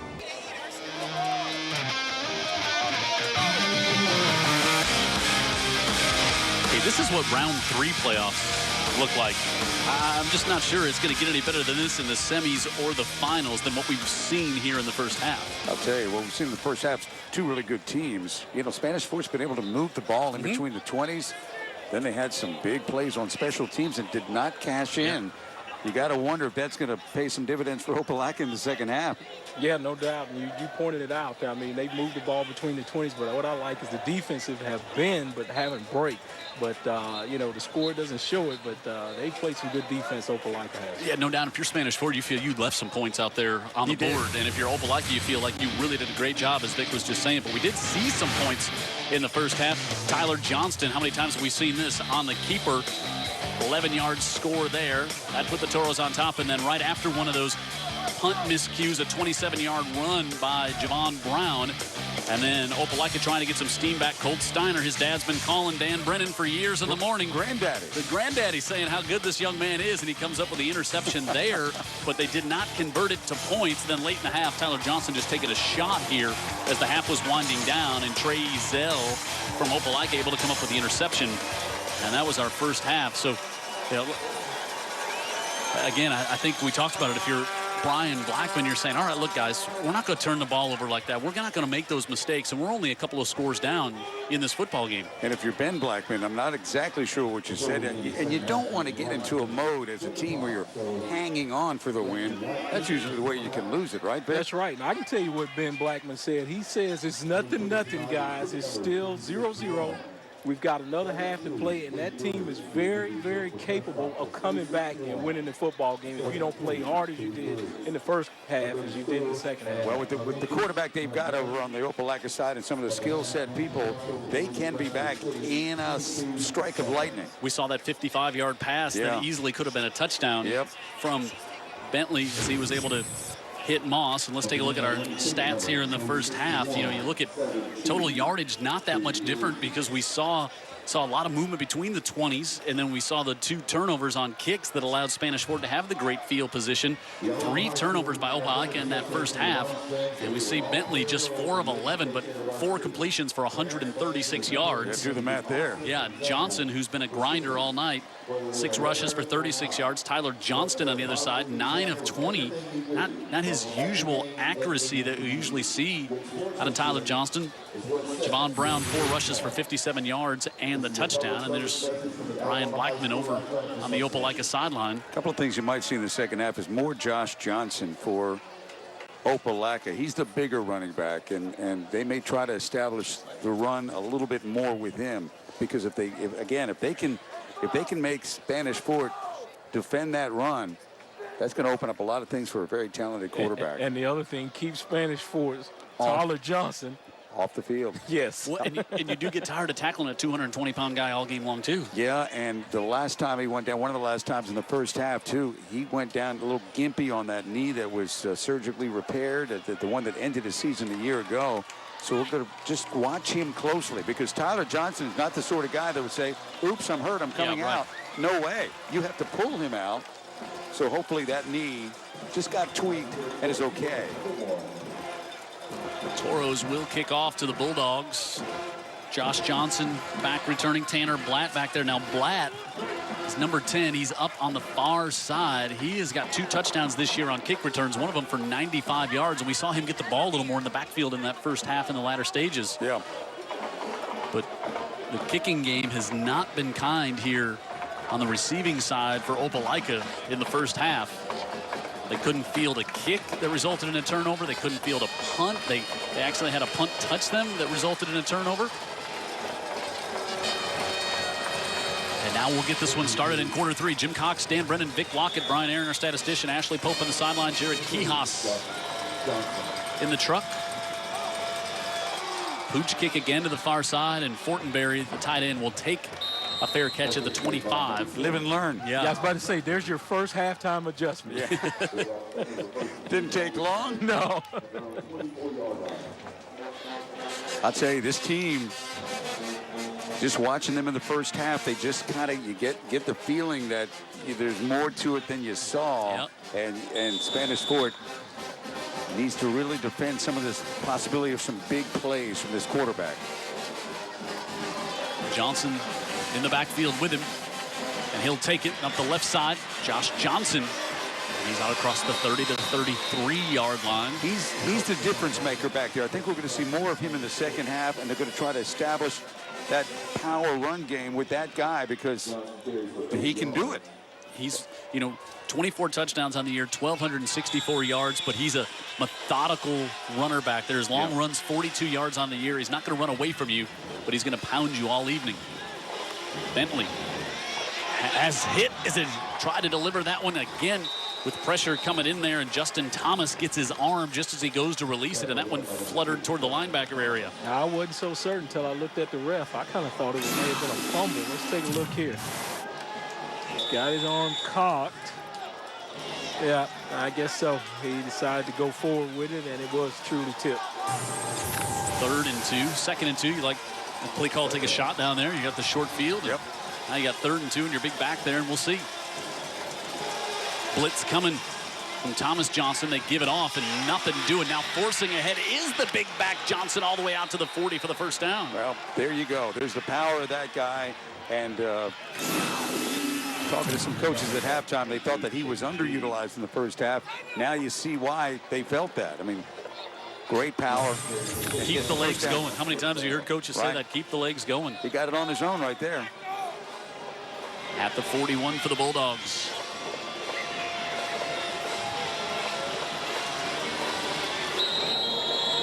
Pre-snap flag. Well, back the Bulldogs up 5. We have not had many of those in this game, the pre-snap fouls, but they did not get the snap off before the clock. So the delay of game, was it a false start? I thought he said false start. Okay, you're right. You're right. I was going to say that seemed like a quick clock if that were the case. 1st and 15. Like that guy too. Oh. We like all the Blackmans. Mom, dad, brothers, sisters. Yeah. Bentley going to pull it down and try to scramble. Gets a block in front of him, and he's got a lot of green up the near sideline, and now Bentley all the way down near the 20-yard line. Again, he got a great block from James Moss, who was his initial read he wanted to go to, but the good job. He wanted to go to him right there, but he was well covered. He decides to use his legs. He shows a little speed that he hadn't showed us earlier in the night. Yeah, for a guy that big, he's pretty quick. And we do have 2 quarterbacks in this game that can run. As it turns earlier, I kind of thought he was a little bit slow out the blocks, but right there, he showed me some another gear. He also had to be elusive to get free in the first place. Exactly. 45 yards on the pickup. Now a little play action. Fires to the corner of the end zone. It's nearly picked off. Stephen Holcomb.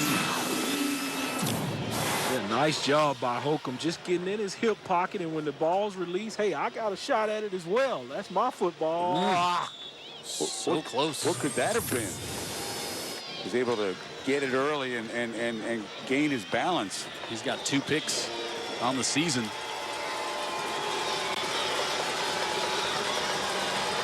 From the 20, Thomas Johnson coming on the blitz, and they give it off to Johnson, and he'll pick up a couple. There's a lot of Johnsons and Johnstons on the field on both sides of the football for both of these teams here tonight. That's why you're the professional, Jim, and I'm just being quiet listening to you. You know, Dan, you're talking at halftime. They don't, in the red zone, Opelika doesn't change anything. They stay with what they do. Yeah, they really don't. They haven't shown any kind of power formation, even inside the 3-yard line. So. And keep your eye on number 20, Fortenberry. He's a tight end, but he's split out to the top of your screen. Bentley looking the far side. He's going to be hit, slips away. Now he wants to tuck it and run, trying to get to the sticks, and took a huge hit at the far sideline. I think that was Brady Hall coming over there to close the gap. I'm trying to see his number 2 because I want to give him a star for tonight for coming up there and making a down-setting tackle. No, it's not going to be Brady Hall. It's going to be Steiner. Yeah. Wow, that was quite a hit. And this, I'll tell you. Colt cocked his gun there. Man, he did. Great hustle coming from the other side of the field to drop the shoulder, and they'll try another field goal. This will be from 32.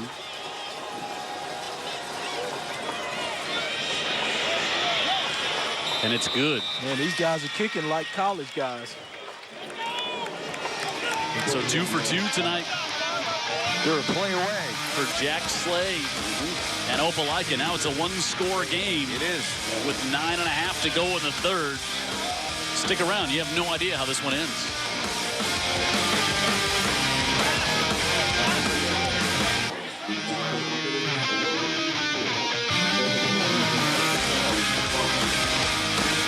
And just like that, it's a one-score game. And very round 3 of the playoffs at Spanish Fort.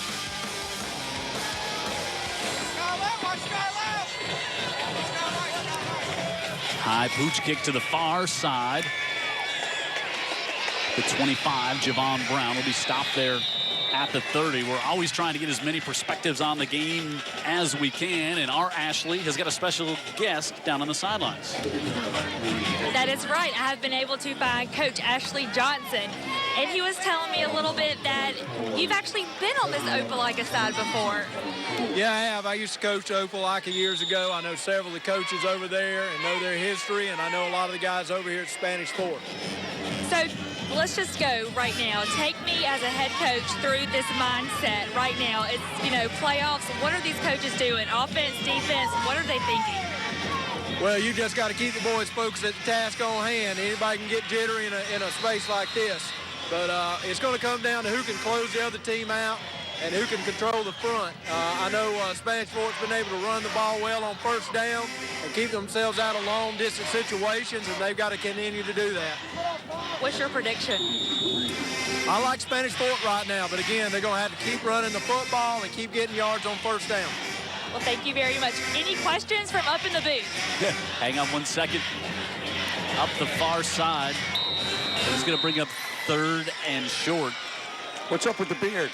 Yeah, no shave November on the beard. No, but Ashley, when you look at these teams just defensively, are they kind of mirror images of one another? Jim wants to know, when you kind of look at both teams, are they mirror images of each other? Right now? Yeah. Yeah, they are. They look a lot like each other. They really do. 2 great quarterbacks, big offensive and defensive lines. They fly the football on defense, red and black teams. They look a lot like each other. I know both these communities are a lot alike. So this is a lot blue-collar football. 3rd down completion. Javon Brown has got it inside the 50, and he's out of bounds. A 3rd and 3 turns into a gain of 17 for the Toros. And Dan wants to know, what is up with this beard? Is this a playoff thing? It's just no shave November for the girls. So doing it for them, but a lot of guys sporting it out here tonight. Thank you, Coach. All right, thanks, Ashley and Ashley. Also, you might have noticed at halftime, Dan Brennan also doing the No Shave November. It's a little hard to tell. Did it for a day and a half, and my wife said, yeah, let's not do that. So a big 3rd down completion to the 47. Great to talk to Ashley Johnson.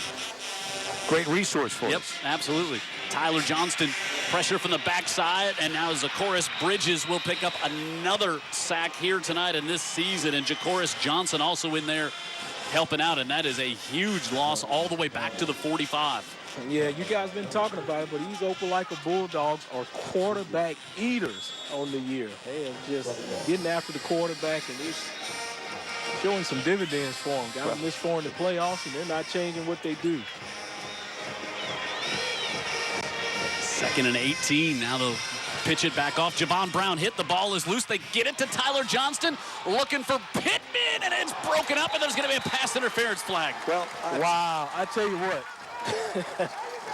There was a lot going on that play. And I don't think Nick Saban could have had a defense more ready to defend all the razzle-dazzle than this group. Got it off to Javon Brown, who got it to Johnston, who was trying to go back to Pittman. You saw the contact there before. I thought that should have been a good no call, because both guys are just going at it, competing for the football. The only thing, he just didn't look back. 15 wasn't competing for the football. He didn't know it was there. Well, he hit it. He may have hit it. He hit the ball, so I guess got to count for something. Let's see. Let's see what they do here. It was Jemias Presley, a sophomore, who came in was playing back there. Now they're going to say, oh, they're going to whistle this against Spanish Fort, offensive pass interference. I told you, yeah, they were competing for the football back there, and how that defensive back got his hand on the ball, maybe because he was pushed at the last second. All right, so they may have peeked around and knew where it was. No, he wasn't pushed at the last second. I don't think. Wow, I just don't know. Did they just pick up the flag? Is that all it was? No, they're going to decline it because on 2nd and 18, you say, hey, I don't need the yardage. What was the penalty? It was offensive pass interference. Was it? Okay. Offensive pass interference. I did not see that. Vic didn't see the defensive pass interference. That's legitimate. I certainly didn't see the offensive, but that too legitimate. Yeah, I think. So 3rd and 18. Tyler Johnson looking down the middle of the field. Now he'll pull it down and try to run, but Courtney Allen, the linebacker / defensive end, grabs a hold of it and bring up a punt situation for the Toros. I tell you what, I'm just really impressed how on all of that going on, they just still was all on each level in position to make a play. Yep, well coached, good athletes. Yes. That is Brandon Gaffney. Now he's down. Now he replaced Jordan Johnson, the linebacker who got hurt in the first quarter. Wow. For this Opelika team. You know, they were talking about next guy up, but when you're down to now the other guy. That's two different matters right there. These teams are only so deep. Well, let's pray there's nothing serious, and it appears to be a cramp, so let's pray that's all it is. He's going to get up. Yeah, it looks good. Yep, he'll have to come out for one play.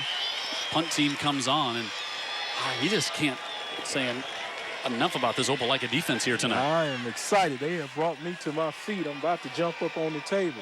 It may not hold me, so look out. James Moss is back at the 25. Javon Brown to punt from his own 35. Pressure. Brown with a good kick. Moss fair catch and takes it at the 22-yard line.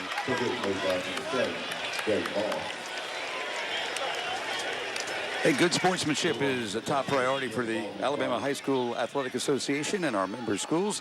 While you enjoy this outstanding event, please give all student athletes your positive support and encouragement. Booing, taunting, and derogatory remarks are only things that Vic Lockett does. But, of course, if you direct those at opponents or, contest officials, an unsportsmanlike conduct penalty is going to be called. It's really just unacceptable, and this is a public service message from the Alabama High School Athletic Association. No place in amateur sports or anywhere, I think, for booing. Jake Bentley, junior quarterback, with a high snap.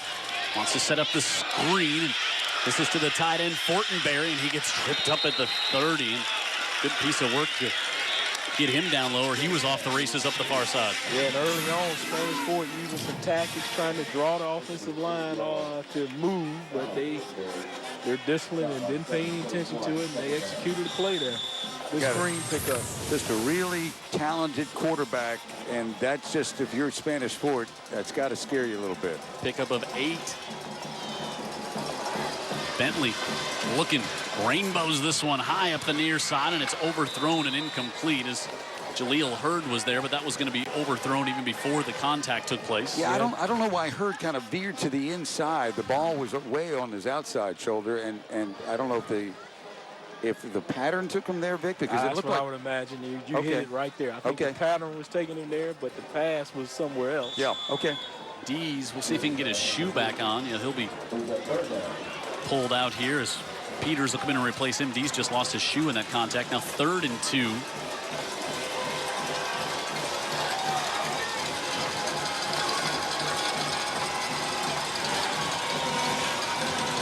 Play clock down at 5. Bentley gets it off at 2. Fires on the far side, able to get it complete. And a first down up to the 39-yard line as Moss makes the catch. Something else about Bentley that's really impressive is just his composure. He does look like a guy that's just throwing the ball around in the parking lot like an 8-year-old. He's quarterbacking a team in the quarterfinals of the Alabama High School Athletic Association championships, but he's very confident in what he does, and he certainly has got the talent. No doubt about who's in control of that offense, is it? No, sir. White with pressure, but floats it to the far side, and that one incomplete again, just a little overthrown as they were trying to get it to Moss. They are taking their shots, aren't they? They are. You know, and Holcomb has done a great job covering up Moss, who's had a great season this year.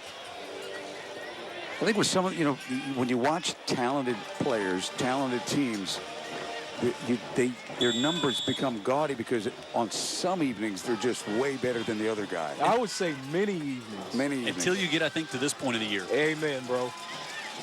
But you're right, Moss put up all those numbers, and he played a lot of times only half the game. Sure. Because they had huge leads. Yep. Same thing with Bentley. Bentley looking over the middle, rifles this one. He's able to get that one complete. He's got it up to the 40 and the 39 and a first down. Gets that to his backup quarterback partner, John David Worth, who plays some wide receiver. Let's remind the viewers, Bentley is just a junior. Just a junior, offers already from the likes of University of Miami, the U. You played against them, right? Yeah, they've earned me a ring. Stanford, Auburn. I think you earned it, Vic. I think you guys earned it more than they gave it to you. Johnson right up the middle, tries to bounce it to the outside, and now he does. He's got the sticks, and he's out of bounds inside the 20. Man, I tell you what, I can't say enough about Moss. You guys talking about what he does when the ball's coming his way, but he is just a monster out there blocking for his teammates. Well, I mean, he's getting 6 or 7 extra yards every time the play comes his way. Exactly what Brian Blackman was saying about the player. He does everything you ask him to do. Everything. He said somebody has got to give this young man a shot. You think he'll come take the trash out for me every week? I don't get in trouble about it. Tanner Blatt falls ahead. He's also great in the classroom, a great student is Moss. So hopefully that young man is playing somewhere on Saturdays in the future. I was about to say, that's the kind of guy you want on your football team for sure. And hasn't Josh Johnson made a difference here in the second half? They've committed to him, and he can be a difference maker. Yep. Well, they probably knew they had him in their back pocket, and they probably tried to change their philosophy. Now they're going back to their bread and butter. Bentley steps up with pressure coming. Now fires it wide open to the near side. He's able to get that one complete down to the 7-yard line. That's the first reception we've seen tonight from Caleb Lawrence. Yeah, we'd like to see Caleb just get up the field, big guy. No dancing, you know, vertical, up the field. Right here, just go. Johnson, 6'2", 218, a junior. He's primarily a blocking back, but they get him that one, and he's got a 1st and goal. At the 6, Blatt goes in motion. They give it to Johnson, and Johnson ahead. Comes to about the 10. And down to the 5-yard line for 2nd and goal coming up. And again, notice they're down close to the goal line and still in a pretty much spread out formation. So they haven't really shown a power set yet, Vic. They're still out of the shotgun. They're just going to do what they do, just even in that part of the field. Yeah, this pistol formation is just taking over football.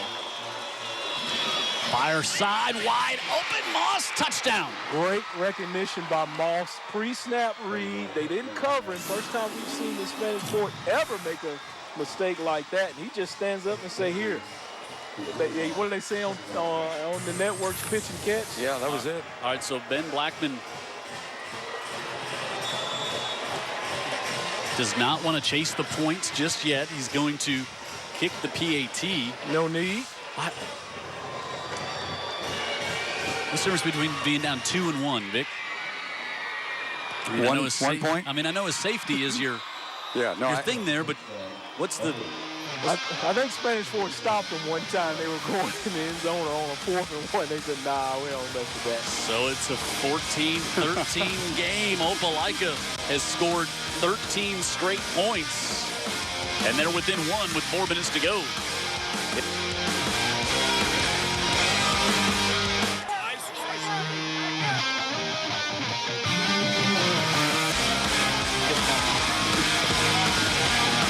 You know, there's nothing better than in the commercial to have 2 guys, Brennan and Cox, whose combined football plays are equal to 0, giving it to Lockett about something, disagreeing with him. And Vic never is the guy to pull out and say, look, I played at Bama, I won a national championship. He never drops that card on us. No, we'll drop it for him, though. Hey, we're a high team. kick. Now, this one could hit the ground, and it does. And Spanish Fort, dangerous, but also dangerous is Javon Brown, who comes out of there with a football. Man. Well, if there's anybody you wanted to do a one-hop to, is that guy with the hand-eye coordination he has. Yeah, And, how about the hop just lands in his lap? And he'll take the gift. Yeah, that's what that was. But also, I'll tell you what, he has a lot to do with it, with his personal gifts. Most impressive drive of the night thus far for Opelika. 7 plays, 77 yards, 3 minutes off the clock. They involve the big running back, makes the quarterback look even better. Yep. And he doesn't have to look much better than it's already looked. But you called it. You said start getting the back involved. Give it to the big guy, slow down, Spanish Fort. Don't let him have any time on the clock. Fake it to Javon Brown. Tyler Johnston trying to come to the near side, looking to get to the corner. Puts the football safely in the left hand, and he's got a first down across the 50. You know, as the play unfolds, you just still don't think he's going to make it. But what he does. Yeah. He makes it. And you know, you can see that he doesn't have the speed he had before that injury. Yeah, Manley slow to get up.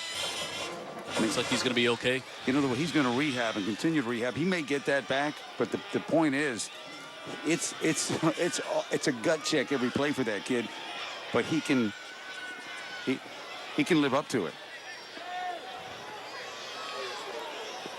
So they get Manley off the field. Talking to area coaches, you never heard coaches talk about one player like I have about that player. Yep. That player gives it off. Thomas up to the 41-yard line.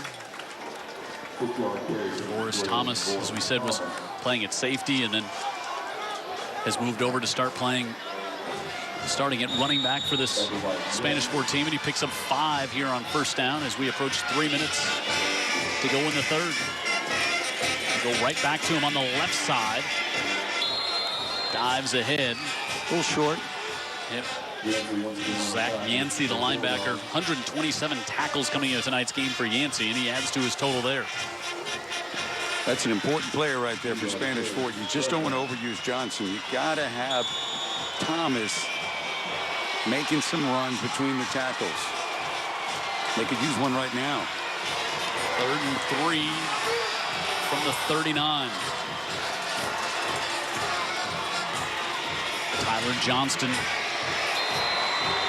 Straight power play. He's going to be a little short, looks like.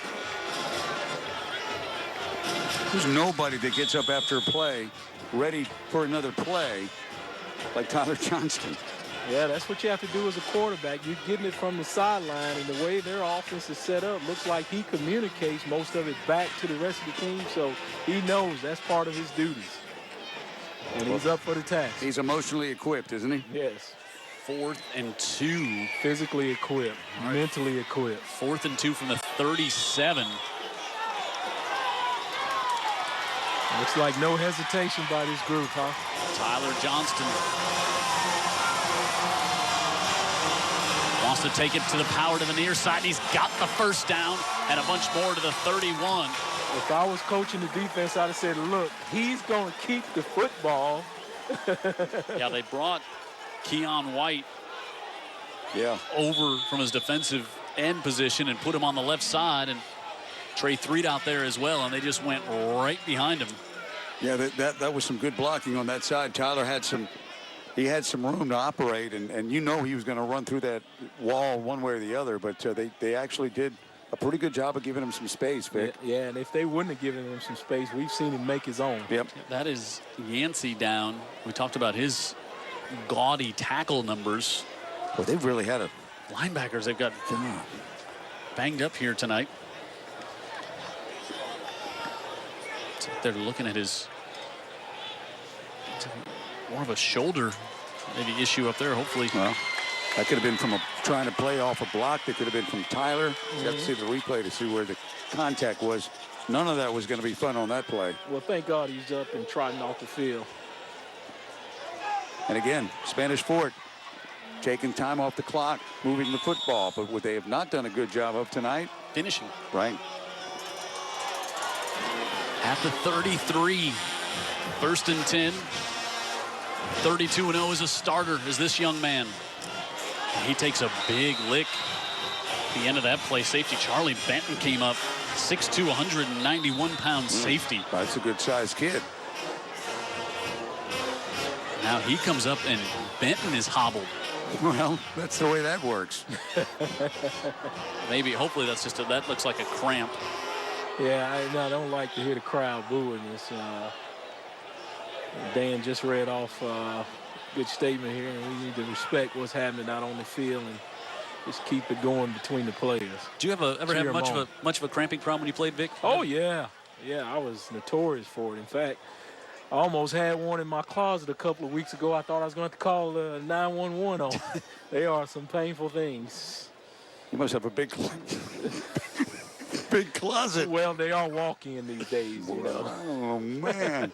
Vic, we're in a big-sized press box here. You still take up some space on the line between the three of us. Space eaters, baby.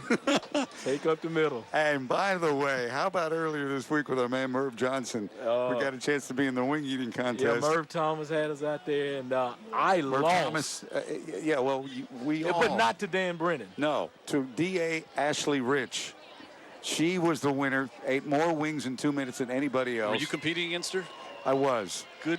I'm not saying you threw the contest, but you're a smart man, Dan Brennan. Don't mess with the DA. No. What's your upside on that? Nothing. Risk reward. Nothing. No, there's nothing. Not to mention she's usually packing too. And I would just have, knowing you probably didn't have a Buffalo 911 either, did you? No, sir. Here we go. Second and long. They just keep it. This looks a lot like the drive at the end of the Blunt game. It does. But we're a long way from the end of the game. Yeah. We're near the end of the quarter. Tyler Johnston. And if you're just joining us, his grandfather is such a big part of his life, passed away earlier this week. And still, as we said, had that same great smile on his face before this one started. Unbelievable. A flag on 3rd and 5. There could be fans that maybe are getting a little Tyler Johnston weary because you hear us say what we say about him so often. And the fact is, we haven't said enough. I mean, that's a fact. He's just one of those kids that you wish everyone could just meet. Yeah. Oh, let's get the call.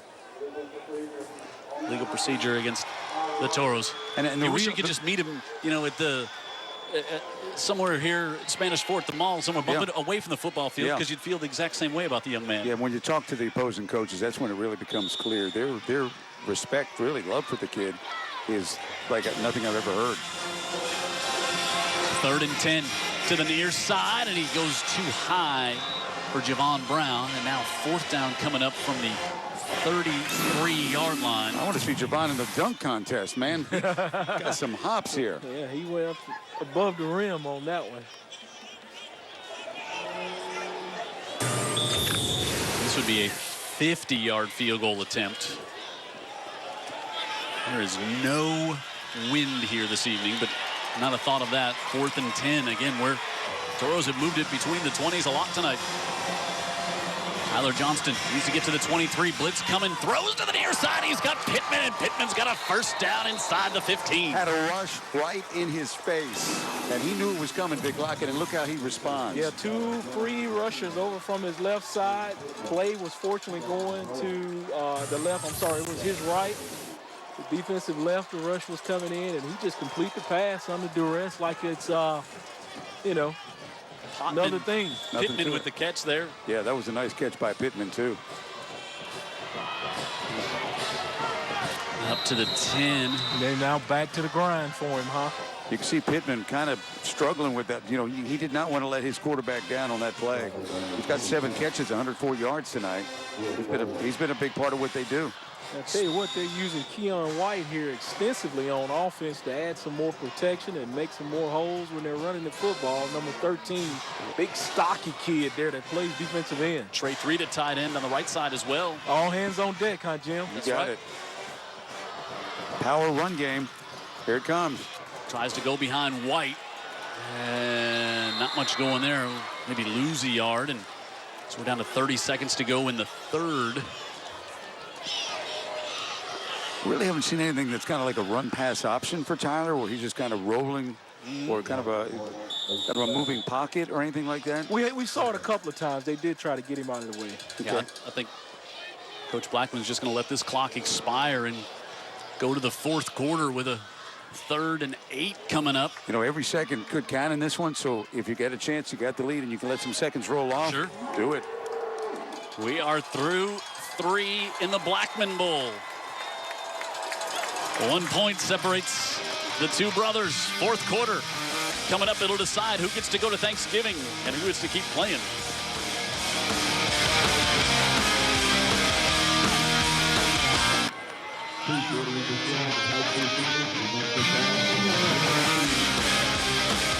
Jim Cox, Dan Brennan, Vic Lockett, Ashley Pope on the sidelines, Jared Kihas in the truck, Brian Aaron, our statistician.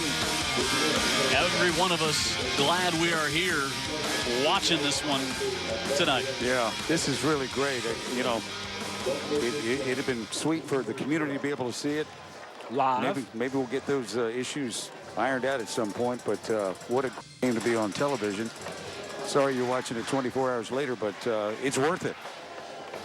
Did see the Iron Bowl shifted to the 2:30 game, so not to go head-to-head with our tape-delayed broadcast of next week's game.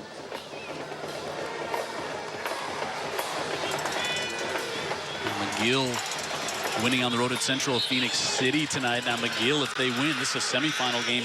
Yellow Jackets for the first time ever will advance to the state championship game. They've never been there. Do you think there's a little pent-up pride ready to be shown from that program to get there? Man, well, they're showing it tonight. Absolutely. Huge fan buses, a convoy going up 65 there. The bees will be buzzing. Bobby Totes, general manager of Local 15 UTV 44 down here in front of us watching the game. 3rd and 8 from the 11. Tyler Johnston looks, fires to the back of the end zone, and it's incomplete. Well, there's that movement outside of the pocket you were looking for, Dan. They got him on the move there, and I thought it was a great call, too, because I always feel like when you got the defense backed up down there, when you put that run pass, roll out, it is so much pressure to respect that quarterback as well as try to cover your receivers. Right, right. I would do it 99.9% of the time if I was running the offense. This will be a 29-yard attempt. 0 for 2 tonight for Matt Quinn, but the young man made a field goal about this length to finish off Blunt. Actually move it up. It'll be a 28-yard attempt. He's going to make one of them. Yep. He's been a good kicker all season. He was 9 of 10 coming into tonight. He'll try to expand the lead to 4. Low snap, bad snap. Quinn picks it up. Now he's trying to run to the near side. Just puts his head down and not much doing as he's shoved out of bounds. Well, you can't blame the kicker. He had no chance on that one. You know, I saw one of the defenders being very distracted back there, and I think he may have got into the head of the holder rather than the kicker who he was targeting. It was a really low snap. It almost rolled back. Yeah, I thought he could have got it real quick and straightened it up, but it would have been a gallant play by him to do it. But and again, it was some good defensive strategy back there. Again, getting down deep and coming away with nothing are the Toros. Special teams making made another mark in this game. And the kicker, Matt Quinn, said, I didn't sign up to get shoved out of bounds that hard. I didn't sign up for all that. So now It's Opelika. a wonder those kickers don't get hurt on a play like that. So now we start the 4th quarter. Opelika down 1. Josh Johnson on the right side up near the 15. Yeah, they got to keep feeding that guy. Play action, and wow, I'm proud of you, Dan, calling for the run.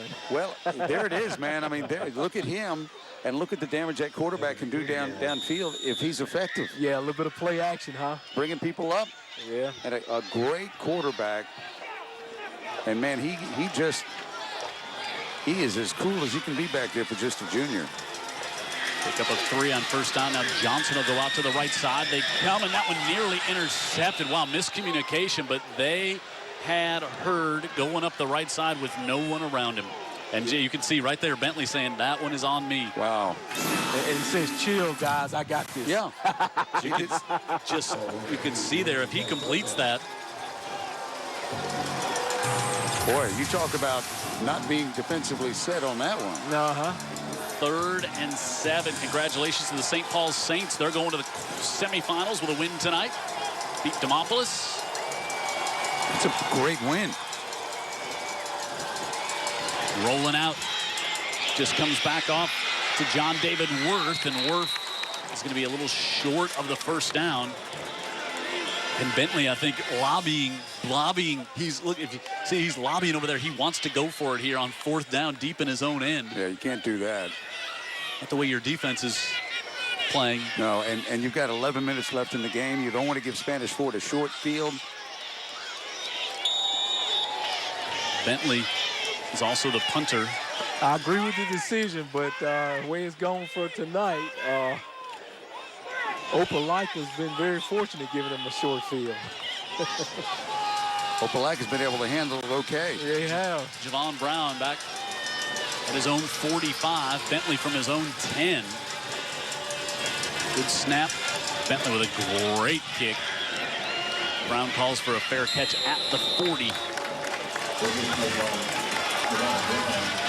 What a game. Yes. What a game. Yes. One of our friends that have been bringing high school football all season long, the orthopedic group. Also Advanced Collision. And Greer's, Cash Saver and Food Tiger since 1916. They've been Auburn fans since 1916 too, right, Vic? Oh, yeah, my good friend Robert. Fine as Americans that wear the red, white, and unfortunately that orange and blue. Fort with great field position. Tyler Johnston hit at the line, and he'll get maybe one. So that was clogged up there by DeMonte Martin. Also Zachario Bridges. This front four has been impressive for Opelika, Vic. Yeah, they have not let many things burst open. They gave up that little scamper by Tyler early in the game for a touchdown, but other than that, pretty much been closing the door up in front. Johnston on the left side, puts it back to the inside, and that gets shut down quickly.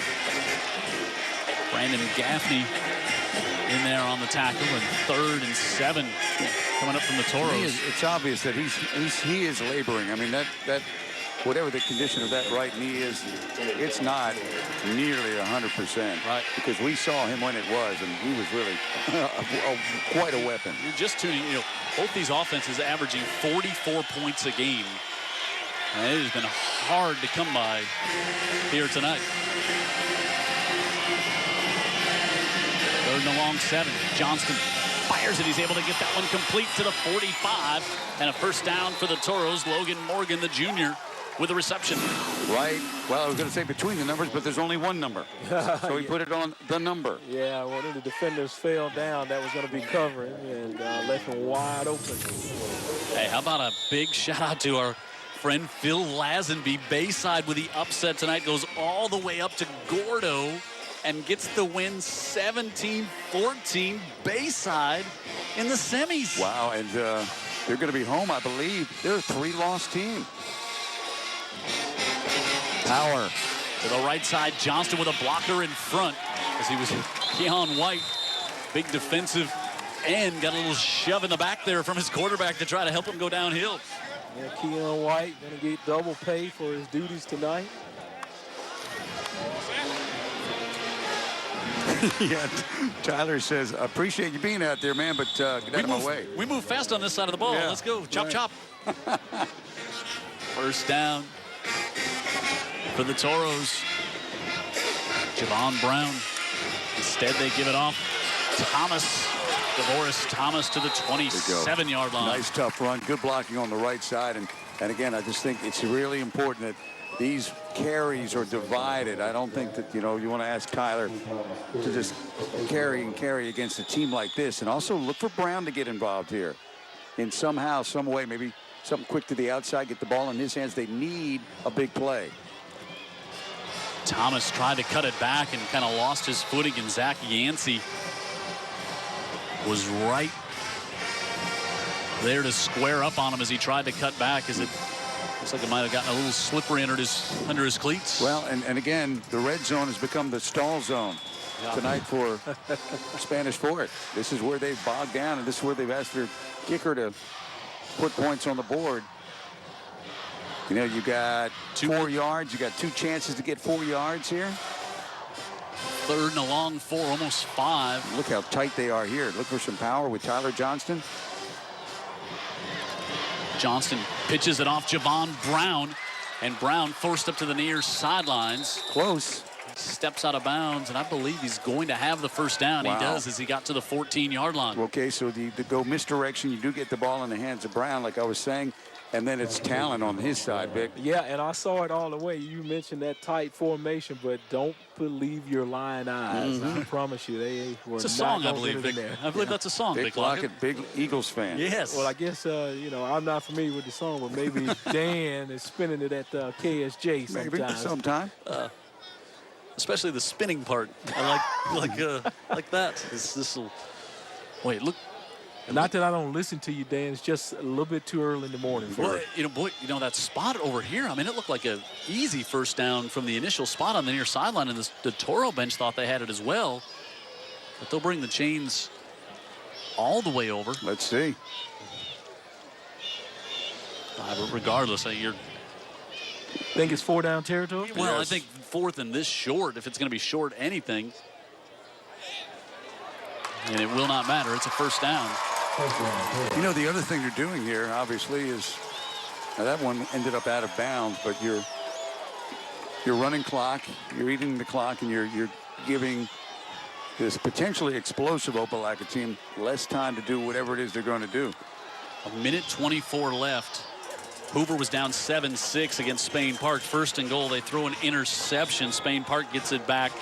Could be Spain Park with defensive coordinator Bart Sessions, former head coach of McGill-Tulane, who took the Yellow Jackets to the semifinals as a head coach, going up against his former team. Wow. Announcer guys love storylines, but it all comes down to the players between the lines. Yep. That's not what you said before, because you talked about how great a coach Sessions was. So and he's going to have his players between the lines in the right position. And, of course, Caleb Ross was on his staff, who's the head coach now. But we'll get back to this one here. Yeah. At the 19. How about dinner at hand? 2nd at 5. Tyler Johnston on the right side. Johnston gets to the outside and is ridden out of bounds. That's going to be good for another first down for the Toros. Looks like he's going to be spotted just outside the 10. So it will not be a 1st and goal.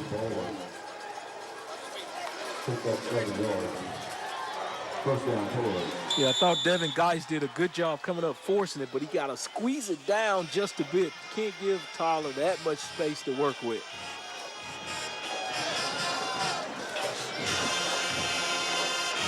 First and 10 from the 11. Javon Brown cuts it to the inside, and he's to the 5.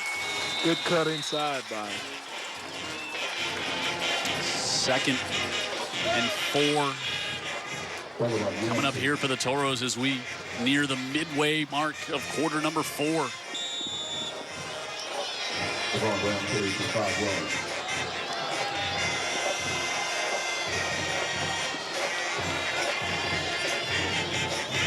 Motion is Brown. Give it off. Thomas in the backfield. Good penetration again by Yancey. He's just a junior. You'd take Yancey in your team playing linebacker, wouldn't you, Big Lockett? Oh, yeah.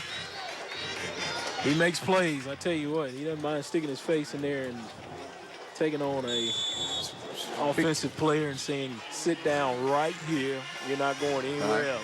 Speaking of face sticking, Tyler Johnston, maybe? 3rd and 4. Rolls out. Looks to pass. Far side of the end zone. He's got Pittman for the touchdown. Wow. What a call and what an execution of the play, Big Lockett. Exactly. And, we said, you just can't in mono between these two teams. Somebody's got to trick somebody, and they tricked them right there. They sure did. And how about the game Pittman's had? Good catch by him, too. Look it in, over his shoulder, going away from the ball. He's a good athlete. That was an athletic play. So this would still just make it a 1-possession game. This would make start it talking 8. Possessions now. Not too early. This one coming right at our UTV 44 camera. Again, a bad snap, but Matthew Quinn stays perfect on the year in the PAT department. Give the holder a point there for getting it in there. 21-13 with 6 minutes to go. Great quarterfinal game here at 6A on UTV 44. well as those two had as kids growing up. You would think, though, one being 4 years older than the other, that there was a little mercy shown. Great players, too, playing, guys. High kick. Blatt up the near sidelines, walks the tightrope to the 36. Still a lot of time, 6 minutes to go in this game. There's a ton of time, especially when you've got Bentley at quarterback. I mean, you know, my eyes, I don't think they're lying when they say Bentley is really the real deal, Vic. I agree with you. Yeah, he's done some things with the football to really set it up. Look at that last drive, almost 5 minutes. Big. And ended with 7. Right. That's the key. Finish it. They finished. It wasn't the stall zone this time.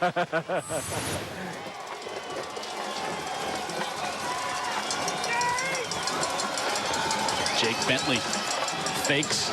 Now wants to go over the middle, and it's nearly intercepted. Boy, he was trying to go to Moss. Almost looked like he forced it a little bit.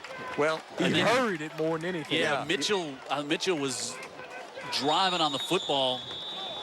Yeah, and Mitchell's driving on the football, and then you've got the pressure in his face. And you can make any quarterback look average when you've got this coming at you right there. Beats a block.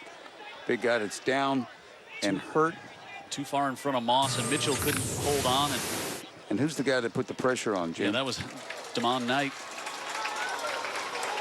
Well, give him an assist for that play, Vic Lockett. Yeah, he's waggling off, favoring that left leg, probably a cramp.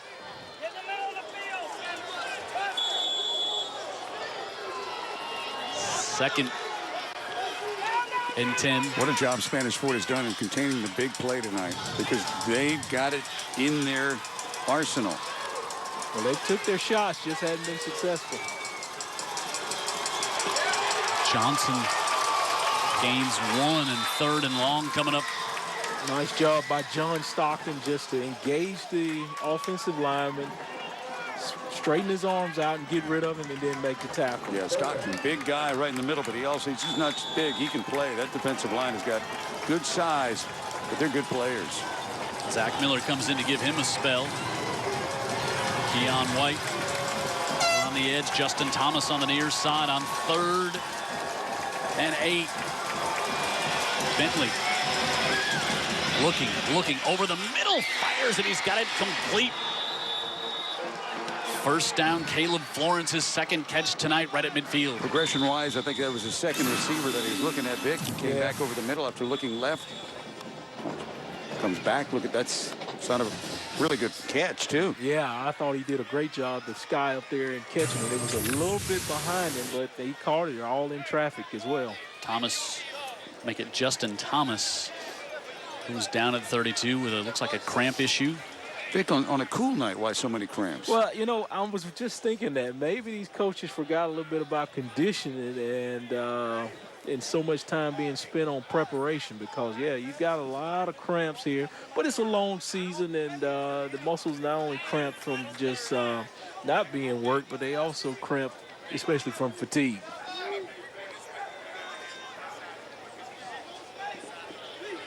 You know, it is cool, but it's for this time of year. It's a little warmer than you're used to playing at this time of the season. We had warm weather right up until a couple of days ago. The high today was 70, and the highs earlier in the week were closer to 80. I was going to tell you, you know, my family back in Illinois was doing this afternoon. Shoveling snow. Shoveling snow. Vic Lockett, example number 809 while I'm here. Yeah, I was talking with the Beaks, the Johnson's grandparents. That's what they were saying was going on back home up there in Iowa. I'm sure they're glad to be here for a lot of reasons. They do not miss it. Yeah. From midfield, approaching 5 minutes to go. Jake Bentley, highly recruited junior quarterback, trying to lead Opelika down for a tying score.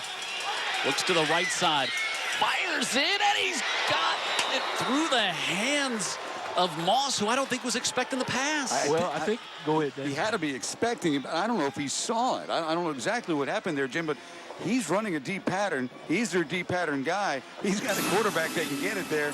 Well, he got it there. Well, the other credit I was going to give to the defender, he kind of swiped his hand in front of his eyes there and made him lose his concentration. May have been tipped. Might have been tipped. And he may have got a piece of it.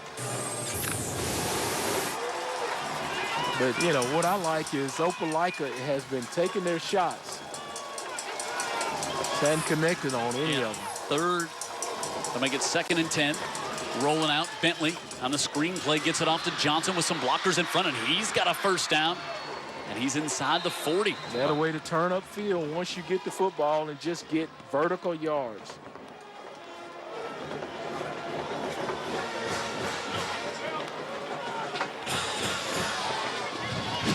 Ashley just went over and talked to the Spanish Fort doctor and was trying to get an update on the cramping. Said it's not weather, it's not lack of preparation. They're just playing with so much exertion tonight. And I think what Vic said, too, you know, you do that every week, though. But it's cumulative. Boy, and it's ratcheted up tonight, though. I mean, you're the end of the year, too. No, these guys play hard every week. Fortenberry with a catch. But think about this, That'll Vic. catch up to you, though. But, I mean, all year long, you were talking about the overtime. I would agree with him, but not just this one game. Right. But how often are these kids in the game with 4 minutes and 20 seconds to go? Now, that may be the key. A lot of these kids usually are sitting down because these teams have won by such huge margins. You're right. 2nd and 1 after the 9-yard pickup by the tight end Fortenberry. Back this way to the near side, and it's complete, and Worth has the catch, and it's a first down to the 25 as we get down to 4 minutes to go. I'll tell you what, 16 looks like he's playing in a spring game. His body language doesn't give you the impression that anything's too big for him right now. He's the backup quarterback. I'm sorry. Well, who I meant, of course, was 19 Bentley. Yeah, we got it.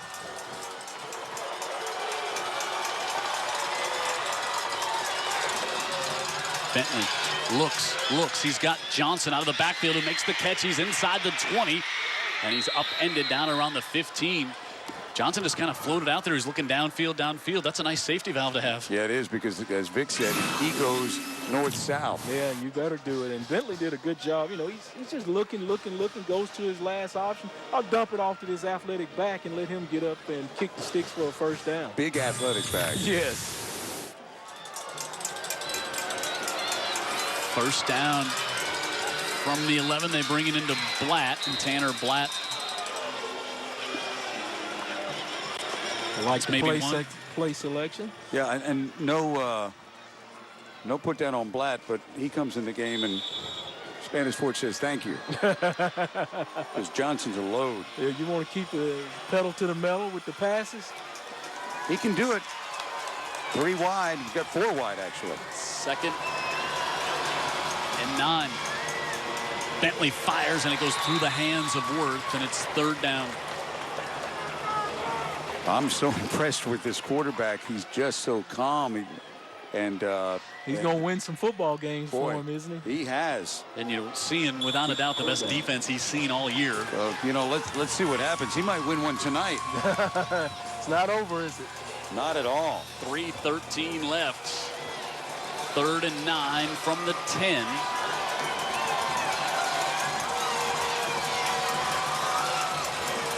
Bentley walks up, says something to his centers. The play clock gets down to 5. They'll snap it at 2. He's going to keep it himself as he goes right up the middle. I think he wanted to hand it off to Johnson, who maybe didn't get the... Looked like he maybe changed the call at the line, and maybe Johnson didn't get it. Yeah, I was going to be real impressed if this play worked, because that guy's operating that offense like a senior in college, isn't he?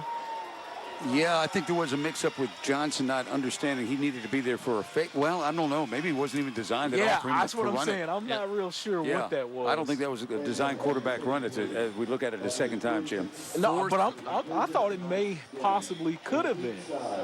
And he just didn't come up there and get the fake like he should have. 4th and 5. Because Bentley looked pretty decisive in terms of taking that upfield. Yeah, I read that as Bentley is such a player that when it went wrong right away, let me do something. Right. Yeah. That's how I read it. We'll never know. I'm going to find out and call you later tonight. That's what I'm going to do. All right, here we go. 3 minutes and 1 second left. 2 great teams, coaches that are brothers. The timeout, and they do not have to get a touchdown here. They can get a first down at the 1, but they're thinking touchdown. Fortenberry in the slot, Moss and Hurd to the near side. Johnson in the backfield. Blitz coming, fires, and it's incomplete and no flags. Unlike Tyler Johnson, he wasn't able to handle the 2 free rushes coming over. He got rid of the football, but he didn't put it in a place where his receiver could catch it. Yeah, well, almost. Tyler did. Yeah, true, but the quarterback almost can't be blamed for this one. 2 guys free coming right at him. Actually, he did put it where he could have made a play. Fortenberry wasn't looking for the pass. Yeah, he actually did, because that's what Tyler did. They ran 2 free rushes at him. He put it out there where his receiver could do it. I think that quarterback did as well. Yeah, he did. Number 20 there, like you said, wasn't expecting, or he got interfered with the referee there, distracted him. I don't know what happened there. Wow. Yeah, my wife, we live about a mile from here. My wife is at the house and just heard that reaction from the stop in the neighborhood. To the near side, Javon Brown up here, still on his feet, out across the 20. Stayed in bounds. Yeah, that's what I was about to say. I'm sure the coach is over there, get back in bounds. And he cuts it up. Yeah, he got close enough to the line where they could verbally remind him. Sure. Great play by Javon Brown, getting them out of the bad spot. I'm going to give one to the coaches as well down there. I think you're right. So 2 timeouts left for Opelika. Brown, 103 yards tonight on 8 carries. Play clock down inside of 10. He'll go in motion. They give it off to Thomas, and he doesn't get back to the line of scrimmage, and he's pushed backwards. And now you'd expect Opelika to take their timeout starting here. They have not yet. They're starting to sell out for the run now. Running those pinches inside, gap blitzing. So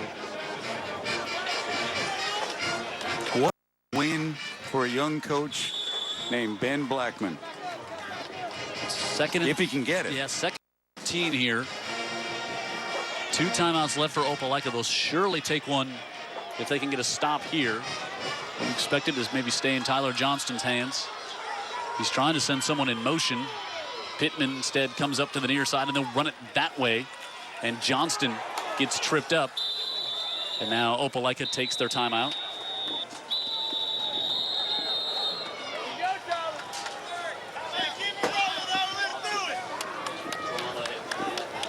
Yeah, Hoover falls to Spain Park for the second time this season. Right? And Hoover scores 6 points in 2 games against Spain Park. And then, and let's be honest, Hoover, drama follows them sometimes. And hearing lots of talk, maybe some drama about a kick on the very last play of the game that maybe was definitely good, but there was a clock issue. The drama. Wow. Regardless, it's McGill and Spain Park for your 7A championship. At this point, McGill up 2 scores with 6 to go. 26-7 or 14. Okay. McGill's current coach versus their former coach. Yep. Defensively. Yep. And be honest with you, I think it's been Sessions and his defense that's made the difference at Spain Park. Absolutely. They've never been to the state championship game. They had never beaten Hoover ever. Beat them and they've twice. done it twice this year. Yeah. Well, you guys didn't want to believe me. I tell you, there's something about that Sessions guy. I don't know. We've always been on the Bart bandwagon. He's something about that guy. Well, you can say this: the same coach that you weren't crazy about last year's got McGill in the finals. I agree. He grew up. I will agree. I think it was a player issue. I think they didn't quite have the squad last year. 3rd and 9 from the 23. 1 timeout left for Opelika, so they get a stop, call a timeout. They get the football back with about a minute left. They give it to Javon Brown, and Javon Brown is dropped. Brandon Gaffney, who's filling in at linebacker, makes the stop. Timeout Opelika, minute 24 to go. Now the Bulldogs going to get the ball back in pretty good field position here. Jim Cox was saying to me earlier, I'd really like to see this kid just wing it around and see what he can do, right? Yeah. I guess we're going to see that now. We're going to watch Bentley, the quarterback prodigy that everybody seems to be crazy about. He'll have an opportunity now with the game on the line and the ball in his hands. Well, I've got some confidence in him myself from what I've seen thus far tonight, but he is also playing a tough, well-coached defense at their home stadium. Yep. James Moss will be back to return the punt. 1:24 left. So, I mean, really, minute 24, all we need left here is touchdown, 2-point conversion, it's a tie game. You know, and it's been that type of game. So close, despite the fact so many chances for Spanish Fort in the first half. And I'll tell you one thing. Bentley's guys haven't helped him out either. Whether it's been interference with a referee or somebody got their hand in the way or something, but they've dropped some balls that should have been caught. But before it gets in Bentley's hand, let's see how special these special teams are Moss is a threat. Great point. He's at the 45. Javon Brown will punt it from the 10. Pressure coming. Brown gets it off to the near side. Moss with a fair catch at the 44-yard line. Javon Brown also with a big run that allowed them not to punt that ball from their own end zone. You're right. So that shifted field position a little bit more, and at this point of the game, every second, every single yard is going to mean something. And a first down that allowed it to run another 30 seconds off the clock. That's exactly right. All right. You wanted to watch the young quarterback. Everybody's crazy about Jake Bentley. We'll get to see him now. And again, I'm so impressed with not just his talent, but his composure off the charts. 20 is one of his favorite targets. 7 as well. Fortenberry and Moss. Moss to the bottom of the screen. He's looking that way. Now he's going to pull it down, and he's going to be hit. Gets out of one tackle, but then he's pushed all the way back to the 37-yard line as Damon Knight comes up with a sack. And it's not just the loss of yardage, but also the time. Yeah. As now you're inside a minute to go. Loss of 5. 2nd and 15. Spanish Fort only rushing 3. Looking to air it out far side, and he's got it to Fortenberry at the 40 for a first down. That was a rifle right there. They stick it in there. Now that one was between the numbers for certain. A couple of defenders on each side of the receiver, and he fits it right in there. Got a big pocket. He can step up. Yep, no timeouts. Of course, they do stop the clock when they reset the chains. And now they're trying to get aligned. They're not lined up right. Bentley very upset as they finally snap it with 38 seconds left. Bentley, all kinds of time. Dumps it to the far side, and Johnson can't hold on to it. Would have had a first down. Boy, Bentley was upset pre-snap. Couldn't get his guys lined up on the near side. Yeah, he over wanted here. 7 in the slot position for whatever reason. They 19. routes. He finally blew a gasket out there, right? That didn't look like a spring game at that point. No, not. 2nd and 10 for the 39. He is dangerous, man. He is dangerous. How tough is it to come to this place and win? Wow. I don't know if we saw a loss here. Saw one in the playoffs a few years back.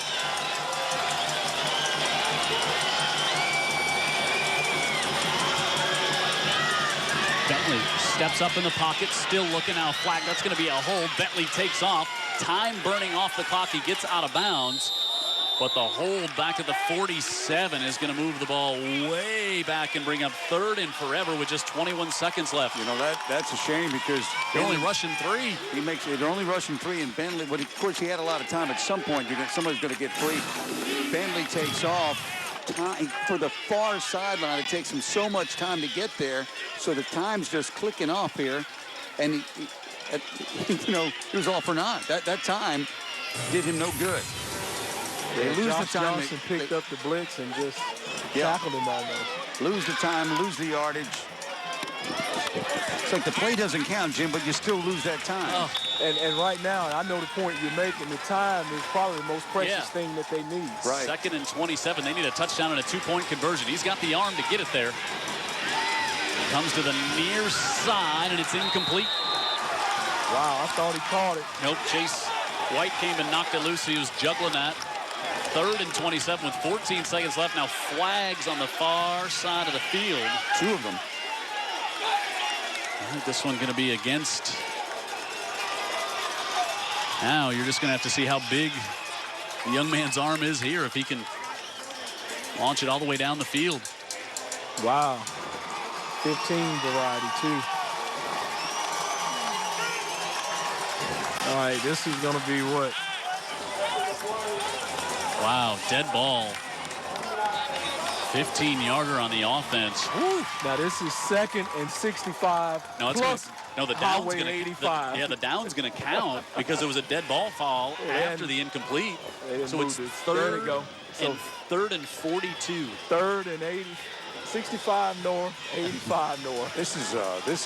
These are some terrible penalties on Opelika. With 14 seconds left, I'm not so sure you got time to get it down there twice. Yeah. Because you've got to get a first down or out of bounds. Near side, and it's nearly picked off through the hands of Holcomb, but now 7 seconds left and 4th and 42. And you think that the folks rolling it's up gonna look 65 to Opelika won't be grumbling about some late calls from the officials? It's going to look like a gray picket fence back here defensively for this Toro team. So impressed with Spanish sports resiliency. Oh, no doubt. Finding ways to win, not getting rattled when they had some things that they couldn't capitalize on. 7 seconds left on 4th and 42. Jake Bentley steps up, pressure from the backside. They drop him, loses helmet, and the game is over.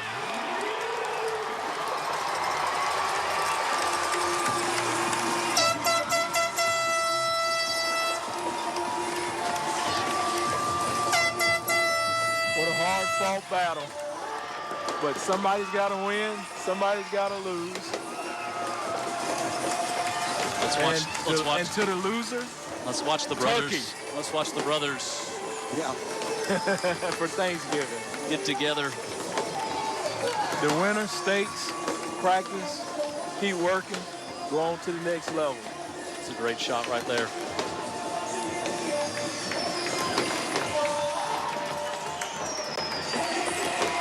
You know, they'll probably become a team now, and he'll help him get ready for the next level as well. Man, that game started with two brothers hugging on the field before the game, and it ends same way, the exact same way. What? And he'll get some honest feedback from his brother in preparation for the next week. Yeah. Some of the things he thinks he needs to work on, some of the plays, some of the things he thinks he missed. That's a great point. Yeah, so I'm sure they're going to be a team now. As much help as he can get. You're right. Any idea who they're Benjamin going Russell against? is up by 2 scores, so the Fort could be right back home here next week. Looks like St. Paul's is going to be at home. Right. They're right. Wow, there is Coach Blackman, and he is going to go over, and, you know, he's going to go talk right now to Jake Bentley. He's going to go talk to the quarterback of his brother's team. Look at... Yeah, agonizing. You go so hard, you work hard all year. You lift all those weights, run all those gassers and run those sprints. You just hate to lose it, especially in this fashion here. Yeah, the emotion that Ashley has been following. She's doing her best. She has been following Coach Blackman up and down the field, and she finally is able to get him there out around midfield. Ashley. Congratulations, Coach. Am I allowed to know what you and your brother just did right now? I just told him I loved him, and it's the hardest thing I've ever had to do was pull against him. Hope I never had to do that again, but, you know, he told me he was proud of us. You know, it's very hard, but I'm happy for my team, excited. I mean, it was 4 quarters, and, you know, I told you it was going to come down. When you got 2 12-0 teams, it's very tough for one of them to surrender. Right. And, you know, neither one wanted to. It just ran out of clock. What about their quarterback, Jake Bentley? What did you tell him? Amazing player. I just told him to keep his head up. He's an amazing player. One of the hardest quarterbacks we've had to prepare for. And, just keep his head up. Well, congratulations. Pretend it wasn't your brother and go celebrate. Wow, what a, look at, then he goes right there and a big hug to his quarterback. I mean, so much emotion throughout the week with the Johnstons losing their grandfather, a big member of the community here. And Spanish Fort continues on. And Opelika, you know, the people from Opelika were saying, this is our best team ever. Best team we've ever had. And they have their season come to an end here in Spanish Fort like so many other teams have done. Ashley has got Tyler Johnston down there on the field. Tyler, congratulations. This was huge tonight. It was either go home or go further. What does this mean for you? It means a lot. I mean, this team is just great. I love my team, and my defense, they did an incredible job tonight, and I loved it. And we had some hard mistakes during on offense, but we just pulled through. And we know this week that you and your brother have had a hard week. Y'all have fought tonight. Y'all won this for a special man, your grandfather. And just, what is he looking at right now? right now he's loving it. I know he is. He's in a happy place right now, and I'm just blessed to have a grandfather like him. And he's blessed to have a grandson like you because you are top A-class act. Congratulations. I appreciate it. Oh, so much emotions going on down there, and it continues. What a night. I mean, just you're almost a little speechless at the end of this game because of everything that we just saw take place. Yeah, there was a lot of narrative here, and a lot of it was very emotional. A lot of it was very, very personal, right, Vic? Sure, no doubt about it. I mean, beyond just the actual game and the preparation and the practice and, the all year working to get to this spot and, to have the storylines off the field and the emotions tied in there with the brothers and the grandfather of the stars on the Spanish Fort team to pass. And it's been a tough week all around at Spanish Fort High School. So, it's a great win for them, and they've got something to build on, and they know they've got work to do, and the other team over there know that, they've just got some work to do to get back to this position. Coaches talk about so much, adversity. How do you battle through it? And we saw Spanish Fort did that this week, and we also see why, Tyler Johnson is now 33-0 as a starter at quarterback for this Toro team. It was just taking the blame for everything there in the postgame, talking about the offense had a lot of key mistakes and that the defense really pulled them through, but it is a team game. And, and tonight, the Spanish Fort defense against some very talented people, including one of the most talented quarterbacks we've seen in a few years, as good as we've seen, they were able to lock him down and not allow him some big plays. Johnston finishes the night 13 of 27, 162 yards and a touchdown, 22 carries, 66 yards, just 3 yards a carry against that Opelika defense. Pittman in the lineup, 8 catches, 109 yards for the touchdown. Brown, 9 carries, 103 yards. But hats off to Opelika. They finished 12-1, lose in the quarterfinals. Spanish Fort continues to be dominant here at home. This young team, or this team who had young players 2 years ago that won state, and now they continue on, and they're 1 win away from being at state again, and they'll be back in action next week to see if they can make it to the state finals. Final score here tonight, 21-13. Spanish Fort gets the win. For Jared Kihas in the truck, Brian Aaron, our statistician, Ashley Pope on the sidelines, Vic Lockett, Dan Brennan, I'm Jim Cox saying good night from the fort, where the Toros continue perfection. They're now 13-0.